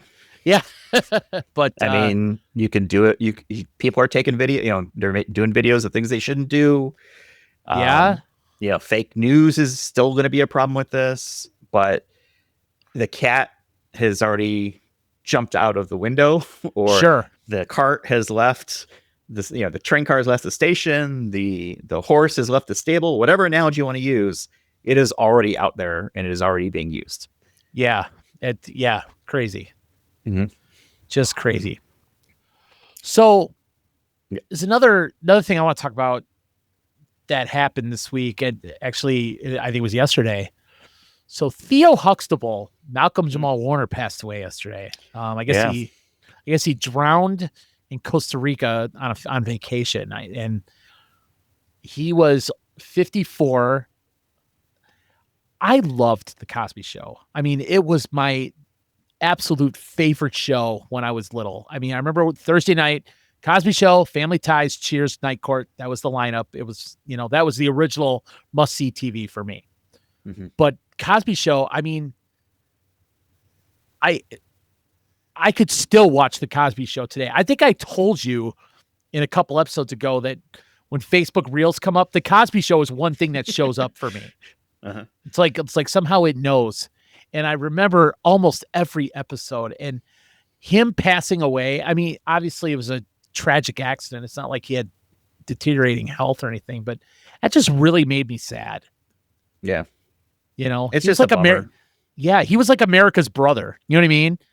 At the time, because he was the only boy in that family. And, and I think he's stayed controversy free, I think, as well, which is kind of a rarity these days, too. Yeah. I can't think of anything where it's like, oh, he got in trouble or got canceled or, Me Too'd or anything like that. But I don't know. No, I mean, I used to watch Cosby Show all the time, too. Yeah. I mean, he lived a pretty private life, from what I understand. I know he's married. I know he has a daughter, but I have no idea who either of those people are. I think he was very private. I know he's been in other stuff, but he'll always be Theo to me. Mm-hmm.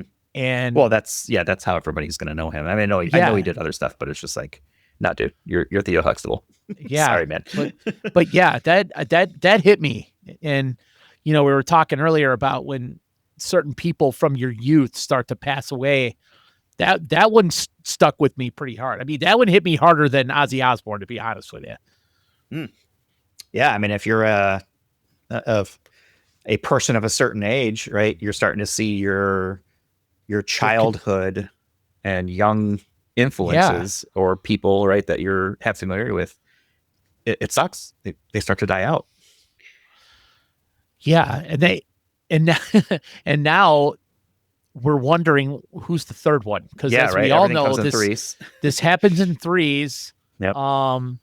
So who's going to be the third one that passes away within the next probably, week to 10 days or whatever. So that's kind of sad to think about, but it just seems to happen that way all the time. So I wonder who came up with that. I mean, the rule of threes and like, it just seems like celebrity deaths come with that. I guess there's so many people in the world, and there's probably so many celebrities that everybody is a celebrity to somebody.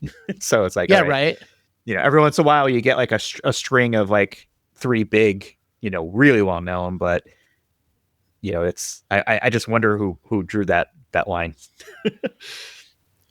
That's a great question. I don't know. And I remember maybe AI knows.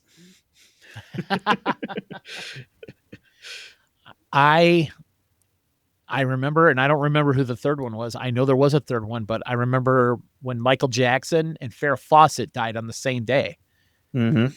And, thinking, okay, who's the third one? And I know there was a third. I can't remember who it was, but, Malcolm-Jamal Warner passed away. That hit me a little bit yesterday. So that sucks. Mm-hmm. Yeah. Well, I'm not sure who's next, but I don't know.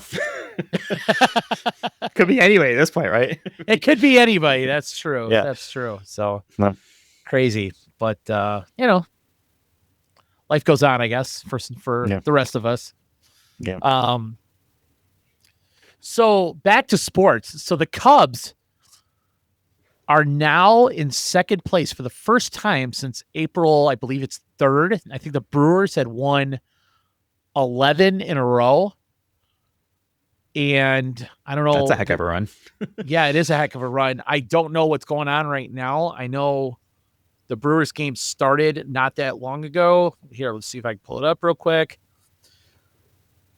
They're 0-0 top of the 6th, and the Cubs won today 6-0. So they can get back into a tie for first place if the Brewers lose.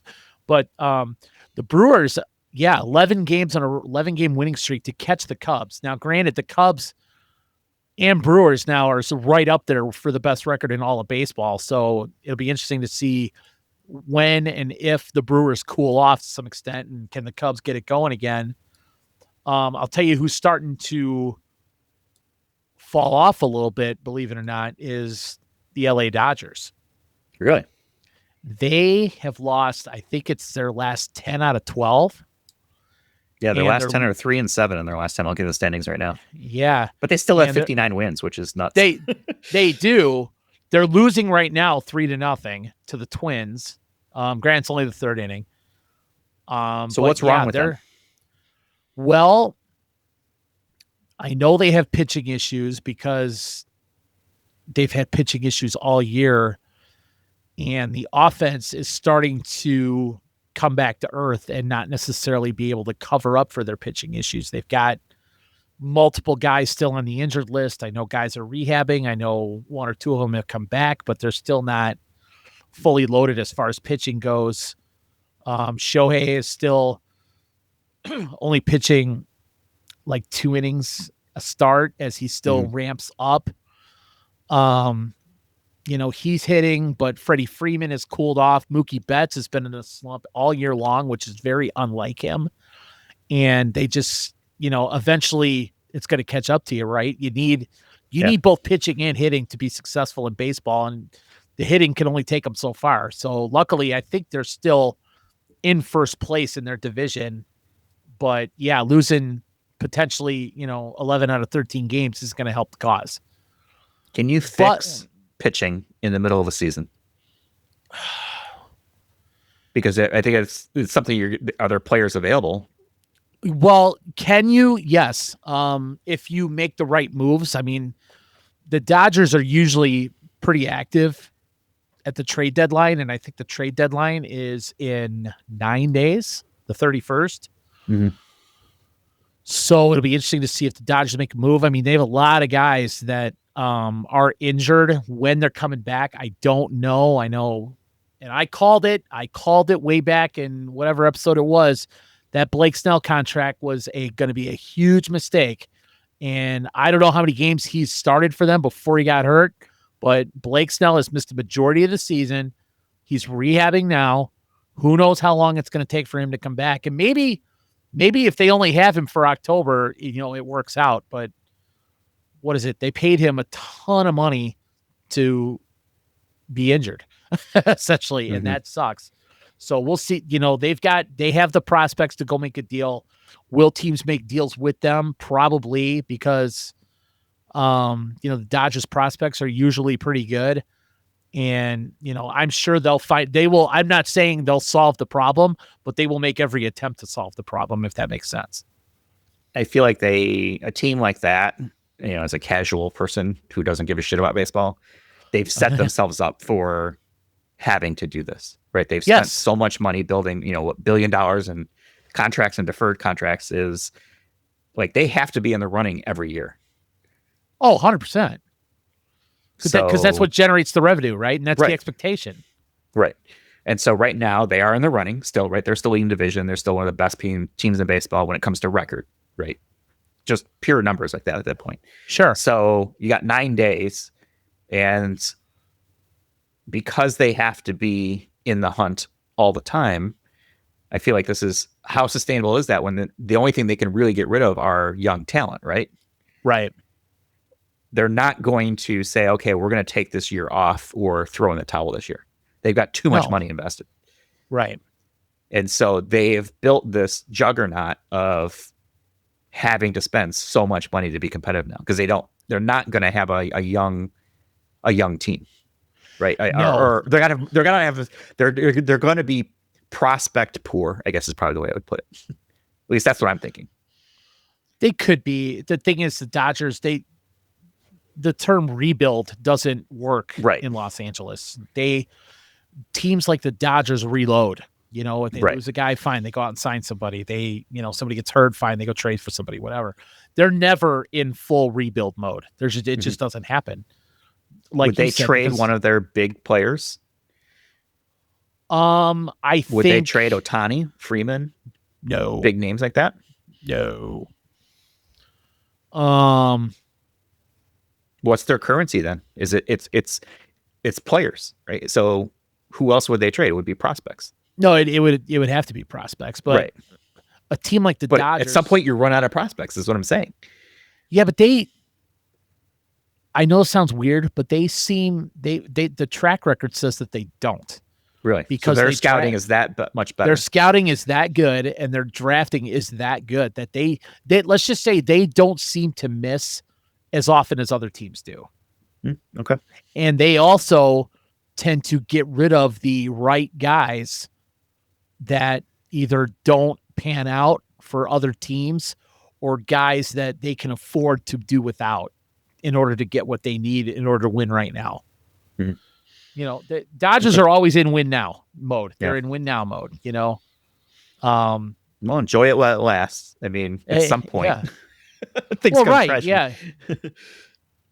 It could. Mm-hmm. I mean, they've won their division, what? Like eight out of the past 9 years or something like that, and it's gotten them 2 World Series titles. So I mean, they're successful, that's for sure. They sell out pretty much they lead the league in attendance every year. You know, I still say the Ohtani investment, while $700 million and $680 million of it is deferred, I'll bet you they have all of that money back already. Just through international revenue and, you know, their fan base in Japan and you know, the fan base here, everybody loves Ohtani. You know, I mean, he's something he's something this generation's never seen before. So, you know, you know, the Cubs have some decisions to make. You know, are they gonna? They could probably use a third baseman. They could probably use, well, not probably. I know they could use another starting pitcher, if not 2. And then, you know, as far as them sustaining, you know, competing every year, are they going to sign Kyle Tucker? I think they should. I think the Cubs fan base will go bananas if they don't, but Kyle Tucker's going to cost possibly $500 million. And even the Cubs have never spent that kind of money on a player. That's so just an obscene amount of money. I know it's a huge amount of money. It's a huge decision. But the market says that Kyle Tucker might be worth it. So I personally don't understand how they get so much money for baseball contracts. It's insane. It is absolutely insane. And the funny thing is, where does it stop? Right. They're going to have a problem because I think we've talked about this at the end of next year when the collective bargaining agreement ends. There's probably going to be a work stoppage, which means either a strike or a lockout by the owners. And I think now is going to be the time when the idea of a salary cap in baseball has to be addressed, because teams are the disparity between the good teams and the bad teams as far as payroll goes has never been bigger. I mean, you know, teams like the Marlins and the Pirates and, you know, the small market teams don't spend near what the Yankees or the Dodgers or the Red Sox or teams like that spend. And it's really, really difficult to compete when you don't spend like that. I'm not saying it's always that way where the teams that don't spend don't do well. I mean, there are some exceptions, but when's the last time you saw the Pittsburgh Pirates in the World Series? Mm-hmm. Exactly. Well, small market teams can't really compete. That's always been the thing, though. Yeah, it's too hard. It's becoming too hard. And now, you know, their fan bases are blaming their owners, like, hey, you guys are billionaires. How come you guys don't spend the money the Dodgers do? That kind of thing. So right. It's tough. Plus right now you have 2 major league teams playing in minor league stadiums. One, because they're having a stadium built and won't be ready for 3 years. And the other one is because their stadium got, you know, pretty much taken down by a hurricane. So how are you going to generate revenue when you're playing in a stadium that only holds 20,000 or maybe not even 20,000? So, well, that's where you have, I'm sure teams have like some sort of, you know, there's collective, not bargaining. What is it? There's revenue share, right? Revenue like sharing. that. There's some of that. Yeah. And these are all costs that are known. There are funds. Like I'm not going to cry over billionaires, their baseball teams. No, that's fair. That's true. That's true. Yeah. Yeah. So, but yeah, I mean, hopefully, the Cubs will figure it out, and they're going to be there all year. The Sox still 30 some odd games under 500. However, the Sox did set a major league record. I don't know if there was an actual record for this, but they're the first team to come out of the All-Star break and win their first 4 games by 5 runs or more in the history of the game. Whoever keeps track of that, I don't know. They lost today, so that streak's over. But I mean, they lost 4-3, so it's not like they got crushed or anything like that. But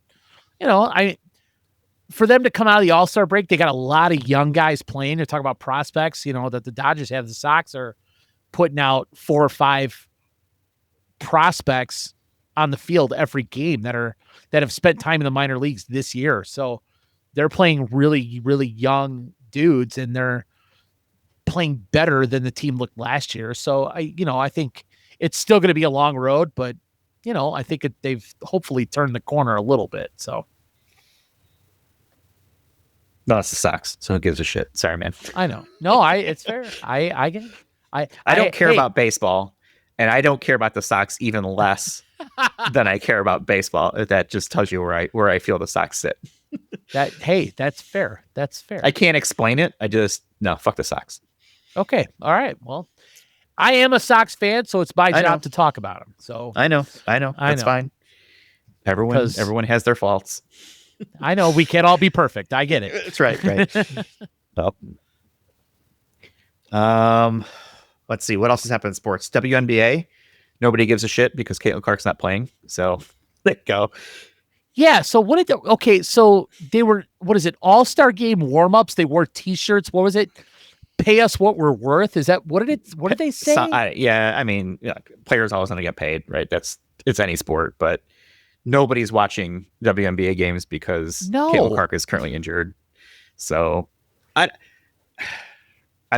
there's a market for it, I'm sure. And you could I see an argument that it is pure basketball because it hasn't turned into, dunks and 3-pointers all the time. But it's just, for me, it's not exciting enough for me to even care. I'm not the demographic that they're looking for. So if you are, where would they fall from a national, U.S. sporting fandom? Baseball, hockey, football, and NBA are all ahead of them. I'm guessing MLS is probably the closest equivalent, maybe. Yeah, depending on the market. I bet more people follow the PGA Tour golf than the WNBA. I bet more people follow that. I'll bet more people follow NASCAR than the WNBA. What is the demographic they're going after? I think it's probably young women and people who are looking for representation, and that's fine, right? I mean, there are very few pro women's sports, right? It's basically the women's national soccer team and the WNBA. I'm sorry. I hate to burst your bubble. I'm not going to call the lingerie league. Right? No, professional football, right? No, they are. They are putting together a women's professional baseball league. That's in the works. But yeah, WNBA. And what's interesting is, so the NBA it's funded through the NBA. I think NBA revenue funds the WNBA, right? Because the WNBA can't survive on its own. But I think there's like 3 new teams coming to the WNBA in the next few years.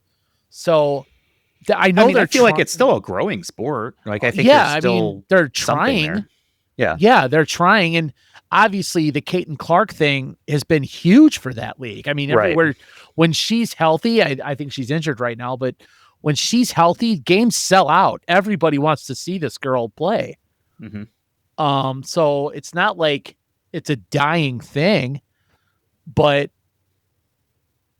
yeah, I don't, it's not there yet. And I think the players are kind of out of line when the NBA is funding this thing. I think the players are out of line saying, pay us what we're worth. Well, to be honest with you, you're not worth anything yet. Not yet. And I know a lot of them they play overseas in the off season because a lot of them play in Europe, I think, because that's where the real money is for now. But I don't think it's appropriate for them to claim, oh, we're going to sit out. Well, fine, sit out. Nobody, you're not going to be missed. I'm sorry, but I don't think you're going to be missed if you sit out. I mean, I feel like somebody's making money on this. Otherwise, they wouldn't do it. Yeah. This is the United States. Yay, capitalism. You don't do this if you don't make money. And so I don't know what the average salary is. I'm sure you look it up of a WNBA player, but I can't imagine we're talking, unless maybe it's like Caitlin Clark, right, or something like that, making millions of dollars. I'm guessing it's probably more like the average salary is probably like $150,000 to $300,000 a year. Still a good living. I could tell you right now, the average salary for WNBA for the 2025 season is $102,249. So, are they underpaid? $100,000. The league minimum is $66,000. The max somebody could make is $249,000. So,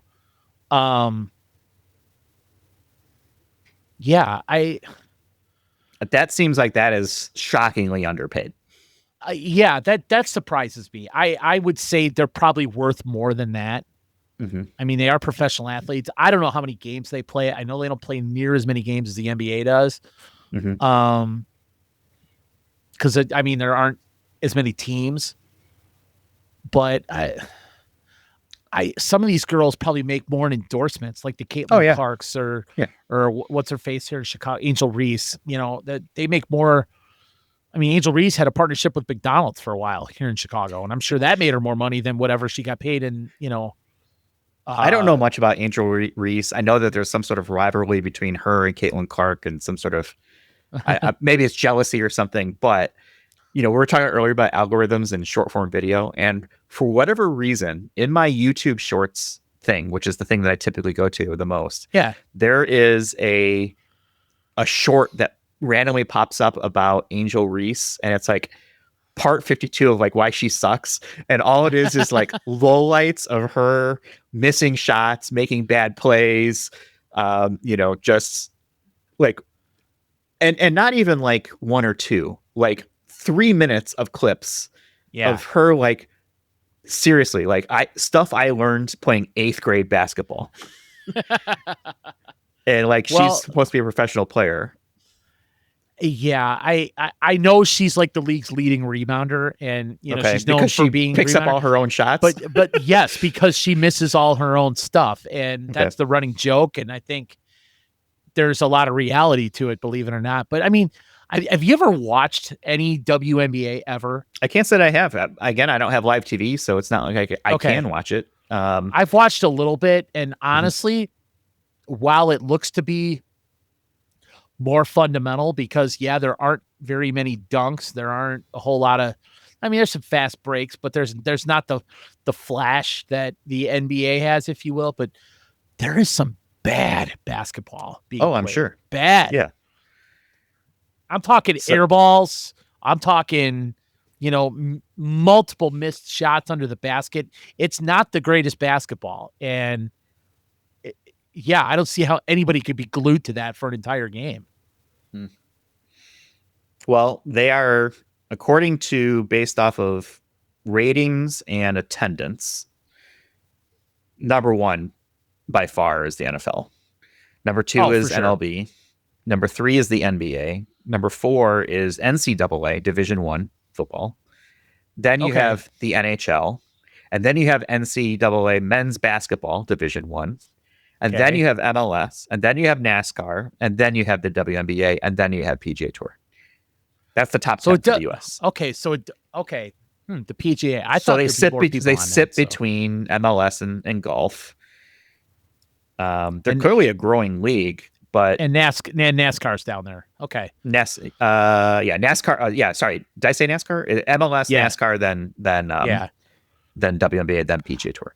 I didn't think of the college sports. Yeah, Division I football definitely up there. That makes sense. And Division I basketball probably because of the tournament. I don't know if many people follow it during the actual season as much, but once March Madness happens, I mean, everybody's glued to that. So except for me, yeah, I don't give a shit. But that ranking makes sense to me. NFL's king. NFL's always been king. And I feel like it's America's most popular sport. I feel like it's really our pastime. The NFL is so much bigger than baseball.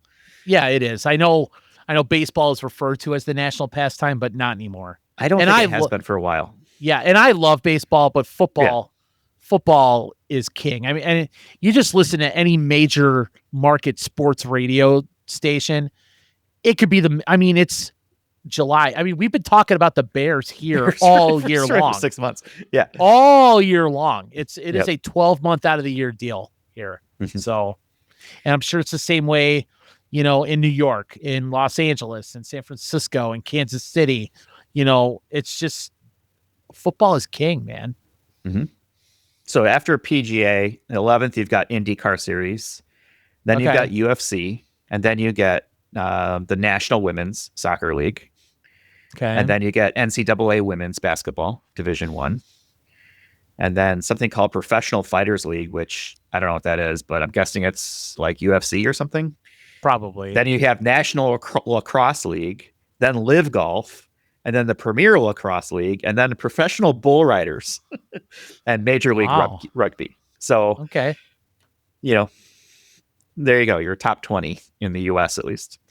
For Live Golf coming to Bolingbrook in 2 weeks, by the way, for the third year in a row. Okay. Yeah. They Which played, course are they playing? Bolingbrook Golf Club. Really? Okay. Yeah. I remember that was built. As do I. That used to be corn when I grew up. Yeah. No, now it's a very nice, is it?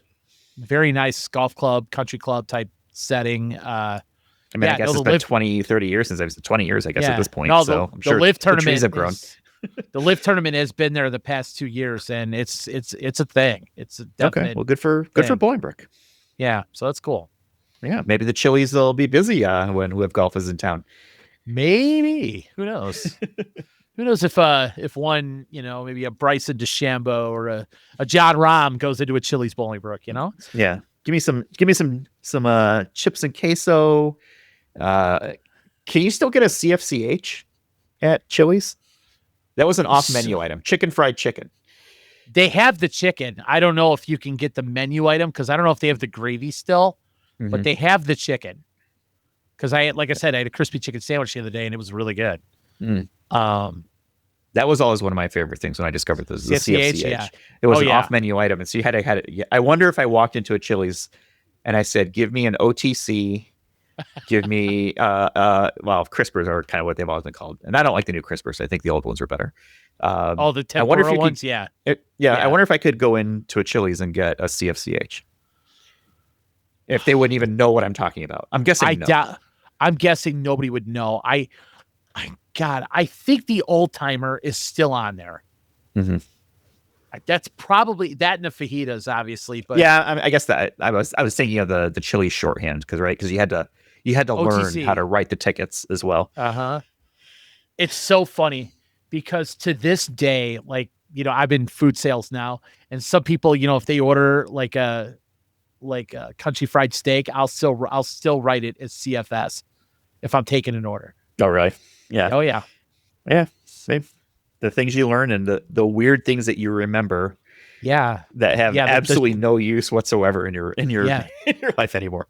The shorthand sticks with you forever. So yeah, for sure. Hey, like I said, it was all about the training, and the shorthand was part of being efficient with getting orders in, and not having to read handwriting and all that stuff, and getting into the computer, and it was a good system.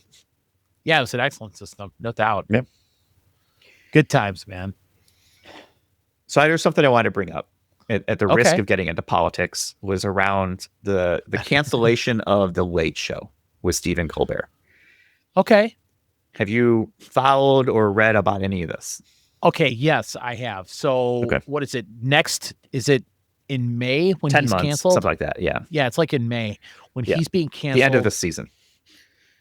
And I think it had something to do with, what is it? CBS owned by, something to do with Paramount and Yep. So CBS and uh Paramount are trying to merge, or one's buying the other, or whatever it may be. yeah. And they've always been affiliated. I know that. Mhm. But yeah, Colbert, I'll admit, I'm not a fan of his, but I understand. And I would not expect you to be, because he's definitely more left leaning. but I do think I understand why people are. Mm-hmm. And I know, the other two late night hosts have spoken out publicly saying, I can't believe this is happening. Kimmel and Fallon. Everybody showed up at the show. Kimmel, Fallon, Jon Stewart. Yeah. I think Letterman showed up. Because I think Jon Stewart now thinks that the Daily Show is because he's with Paramount. Right. Because he's on Paramount with Comedy Central. Yeah. I know, like I said, I'm not a fan, but Stephen Colbert, obviously very popular. A lot of people like his show.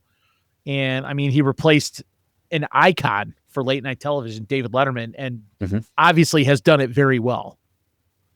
So I don't understand why a show like that would be canceled. Well, the two theories. Well, the one that's making the rounds, because to get the Paramount and CBS merger, it has to go through FTC, and the FTC has become politicized because of DEI, right, and all this other stuff, right? The administration is doing right now, and so there's been a real push to get rid of, to appease Washington, to get deals done like that. And they're not the only, and to say like this is only CBS and Paramount is not accurate, because there's other companies who are doing the same thing. T-Mobile wants to purchase things, so to do that, they ended all their DEI stuff. That's been like the thing like Trump has been going after, is get rid of DEI, and companies either have to do it or they can't play ball. The other is also that the Late Show has apparently been losing money as well. Which I don't know how accurate that is, but that was the other, through line through this was they spun it as, this is not a financial decision. This is a financial decision. It has nothing to do with politics. Nothing to do with the politics or anything like that. Except that it came right at the same time that they are trying to get this pushed through the FTC. So it's very poor optics to do it. Well, I find it hard to believe that it has to do with money. I mean, the show's been on for years, right? Yeah. Late, as well as I do, late night hosts, whether it was, Colbert, Kimmel, Fallon, Letterman, Johnny Carson, Conan, whatever. They've been going after politicians for years. Forever. Yes. It's been a staple of the late night. Yes. Yeah. Saturday Night Live it still does it almost every episode, Yep. So it's not like Stephen Colbert should be singled out here, if that makes sense. Right. I mean, because if you were going to go after, you'd have to literally go after everybody. Yeah, you go after that's what the tweet is. The tweet is, glad he's gone. I hope Kimmel is next. That's the tweet from your president. Yeah, no, I know. Right. And so this is one of those instances where I wish he would keep his mouth shut. Seriously, shut the fuck up. He shouldn't. I'm sorry. He should not have an opinion on this. And yet he does. He can have an opinion. I mean, everybody has an opinion about everything, but that's fine. He should not publicize his opinion. He doesn't need to chime in on freaking everything. And I'll admit, that is an issue that I do have with him. He's never had a filter. He's never had a director of communications or a right hand or whatever the hell you call him who could tell him, dude, shut your mouth. Shut the fuck up. Yes, chief of staff, whatever. He's never had. What was that movie, The American President, with Michael Douglas? Remember Martin Sheen was like his right hand who went with him everywhere? He doesn't have a Martin Sheen type guy who could challenge him to say, you know what? You probably shouldn't say that here. Or you probably shouldn't put that out there. That's his choice to not. I I know. He's surrounded. I don't want to get into politics, but we've gotten there a little bit. But I find it really interesting because it was Stephen Colbert, right? And honestly, it would surprise me if Jon Stewart is not the next to go, either quitting in solidarity or some other backroom deal to say, we'll approve this if you get rid of two of our vocal critics. Silencing the media, essentially, is what that boils down to. I will say this. Do I think these guys overdo it? A lot of times, yeah, I do. I mean, I've seen each of the shows enough where there's not a night that goes by, and I know what you're going to say. Well, there's enough material for it, but there's not a night goes by that they don't touch on something he did every goddamn day, and it gets old. Is that because something is happening every single day? Well, I knew that you would come back. That's what you would come back with, right. But a lot of times, sometimes yes, it's warranted. Other times, it's just it comes out of thin air. It's like, okay, do you have anything else? But that's the strategy, I think, is I know that's what flood the zone, do so many outrageous things that you can't be outraged at any single one thing because there's so much to be outraged at. Could be. Is this a distraction from the Epstein files that didn't exist, that did exist, that didn't exist? I'm not in them. Oh, wait, that was Obama who did that. Oh, wait, no, that was Biden who did that. Oh, they're on my desk for review. Oh, wait, no, they don't exist. Well, even if they did, they would be lies. Like, it's just distraction after distraction after distraction. I get that. I understand the optics. So the reason I got into this was there was a sports angle here, which I'm sure you've seen, is, the Washington Commanders need to change their names back to the Redskins, and also the Cleveland Indians, the president of the United States saying this. Well, aren't these private companies? I never agree. Well, they both succumbed to public pressure. That's why they changed them. And I think that's also... Yeah, and I never agreed with having to change the name. I'm sorry, but both teams did. I know, and so, but both teams, did they necessarily want to? Probably not. But apparently, there was enough to say, "Hey, we don't want to risk losing the fan base to do this again." This is not something the president should be focused on. Agree, in my opinion. I'm with you on that. So now you've got two sports, and it came out of nowhere. Oh yeah, because it's flood the zone, distraction. Take if there's too many coins in the air, you can't catch them all. But so here's what I'm thinking is we've seen backlash now against companies who go one way or the other. Tesla has certainly suffered with that, with all the Doge things and Elon Musk stuff. Sure. You've seen Target get into trouble with. They canned their DEI stuff early on, and their sales have fallen because the public has stopped shopping at Target. Mm-hmm. So what happens if the Washington Commanders go back to the Redskins? Do you think that they would lose, half, 40% of their audience in a similar backlash as what we're seeing in, other businesses that have seen comparable things? Or the same thing for the Cleveland, Guardians, going back to Cleveland Indians? See, I'll admit, I'm guilty of still calling them the Redskins at times, and it's hard because we grew up. That's how we grew up with. That's what we grew up with, right? So it's hard for me to break away. I kind of liked it. Actually, I liked Washington Football Club. I thought that was like, okay, that's a good one. I actually kind of like that. Well, yeah, and I'll Commanders admit, is just like joke. Yeah, Commanders is stupid. Yeah. And I didn't think Guardians was all that great either. Like here, I will say this. Like, I'm proud that the Blackhawks didn't succumb to this because they took some heat too. Yeah. Granted, the Blackhawks uniform and the Blackhawks logo is one of the most iconic in all of sports, and everybody knows it. I'm with you. Yeah. And changing that would be, I think, just awful. So I'm with you. I don't necessarily agree with the renames, and I get the political sensitivities, or at least whatever that goes on with that. That's not the part that I want to argue. The part that I want to argue is, or at least bring up, should the president have any control over that? I don't even think that's an argument either, because the answer to that should clearly be no. No. What I'm wondering more is, will we see a backlash if these two teams cave to the pressure to change their name from the president? It almost doesn't matter. But I think because this president is so polarizing, you are seeing a backlash against companies that cave to whatever pressure is being put in place. Mm-hmm. So do the Commanders suffer a drop in attendance, in ratings, because people will start to boycott them or the Guardians? I hope not. I would hope not.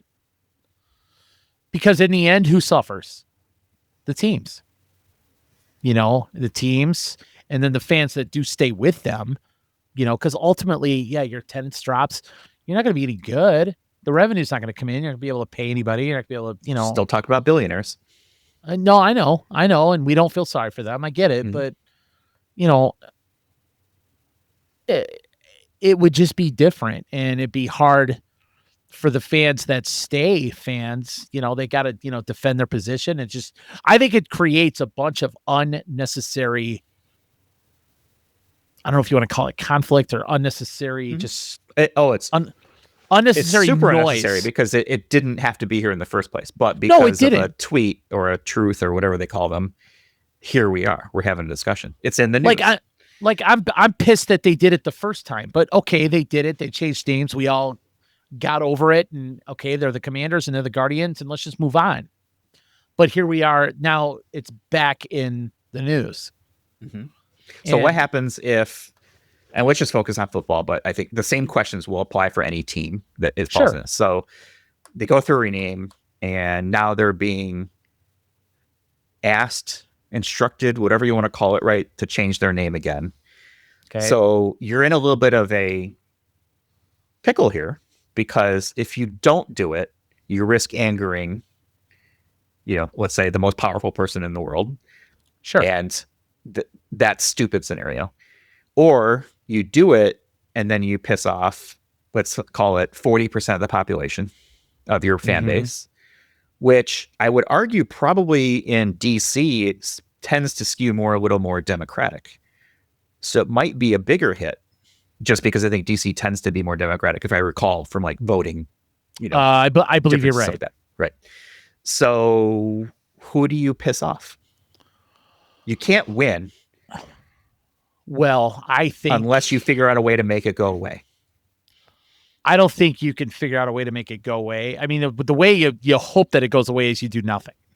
You do nothing, and you hope it's just a one-off, and it doesn't pick up any steam anywhere from who. Right. Now, the problem is you happen to be the one team that plays right in his backyard. Right. And so you're going to see it and hear it every Sunday.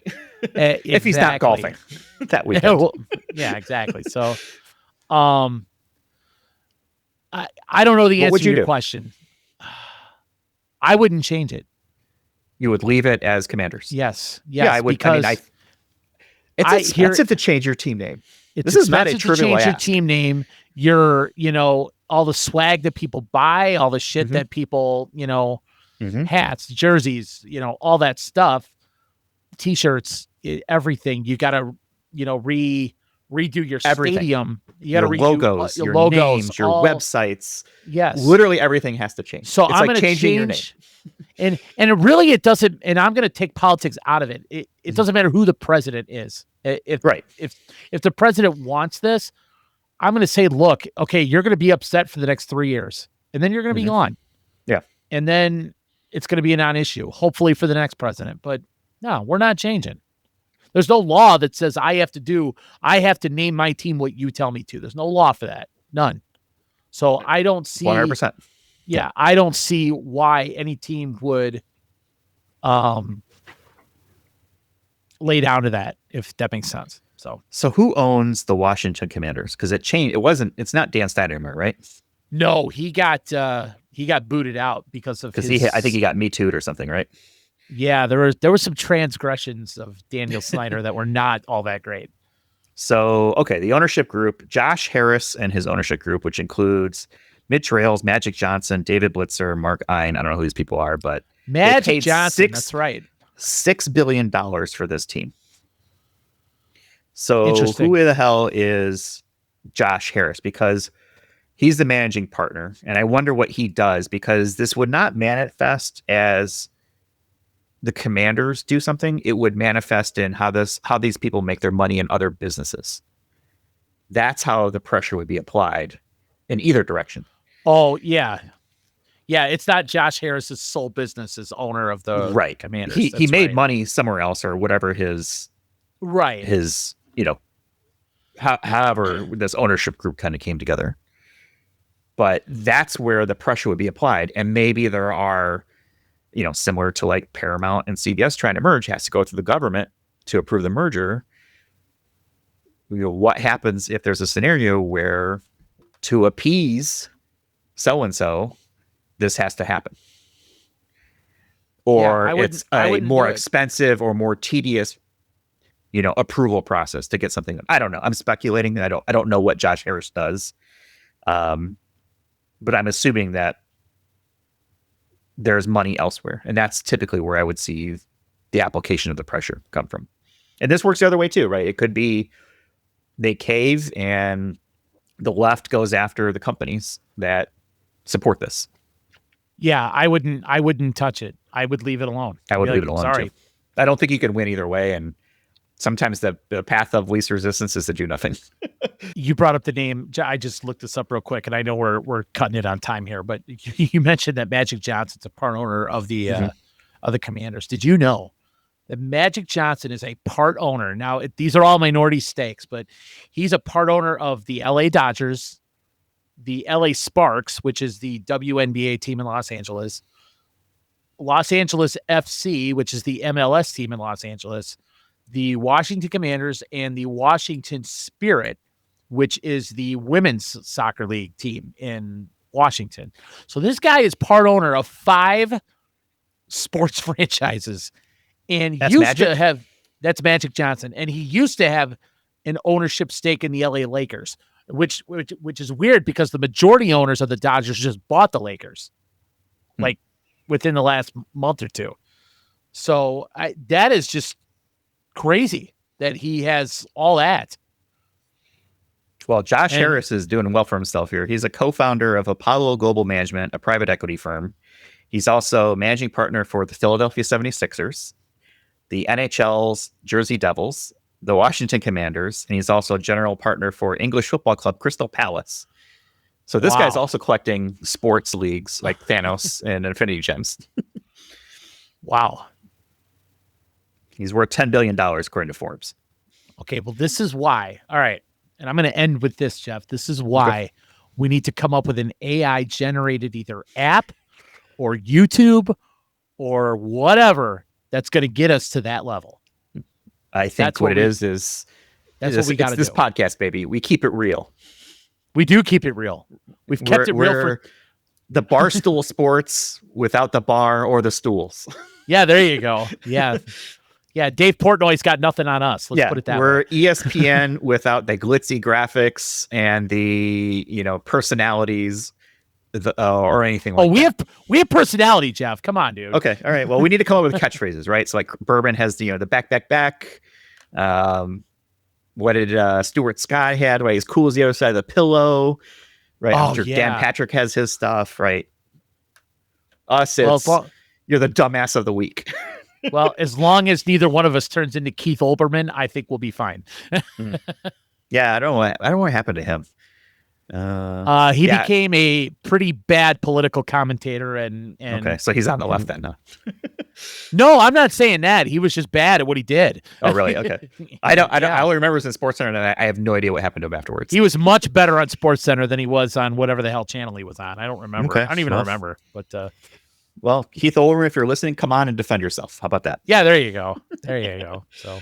All right, man, this is 2 hours and almost 15 minutes, and it's almost midnight here on the East Coast. And some of us have to work in the morning, man. We can't just stay up all night sitting on the couch chatting about bullshit. I feel you. But it's kind of interesting that when neither one of us really had anything going into this. Oh, yeah. 2 hours and 15 minutes later. I love it.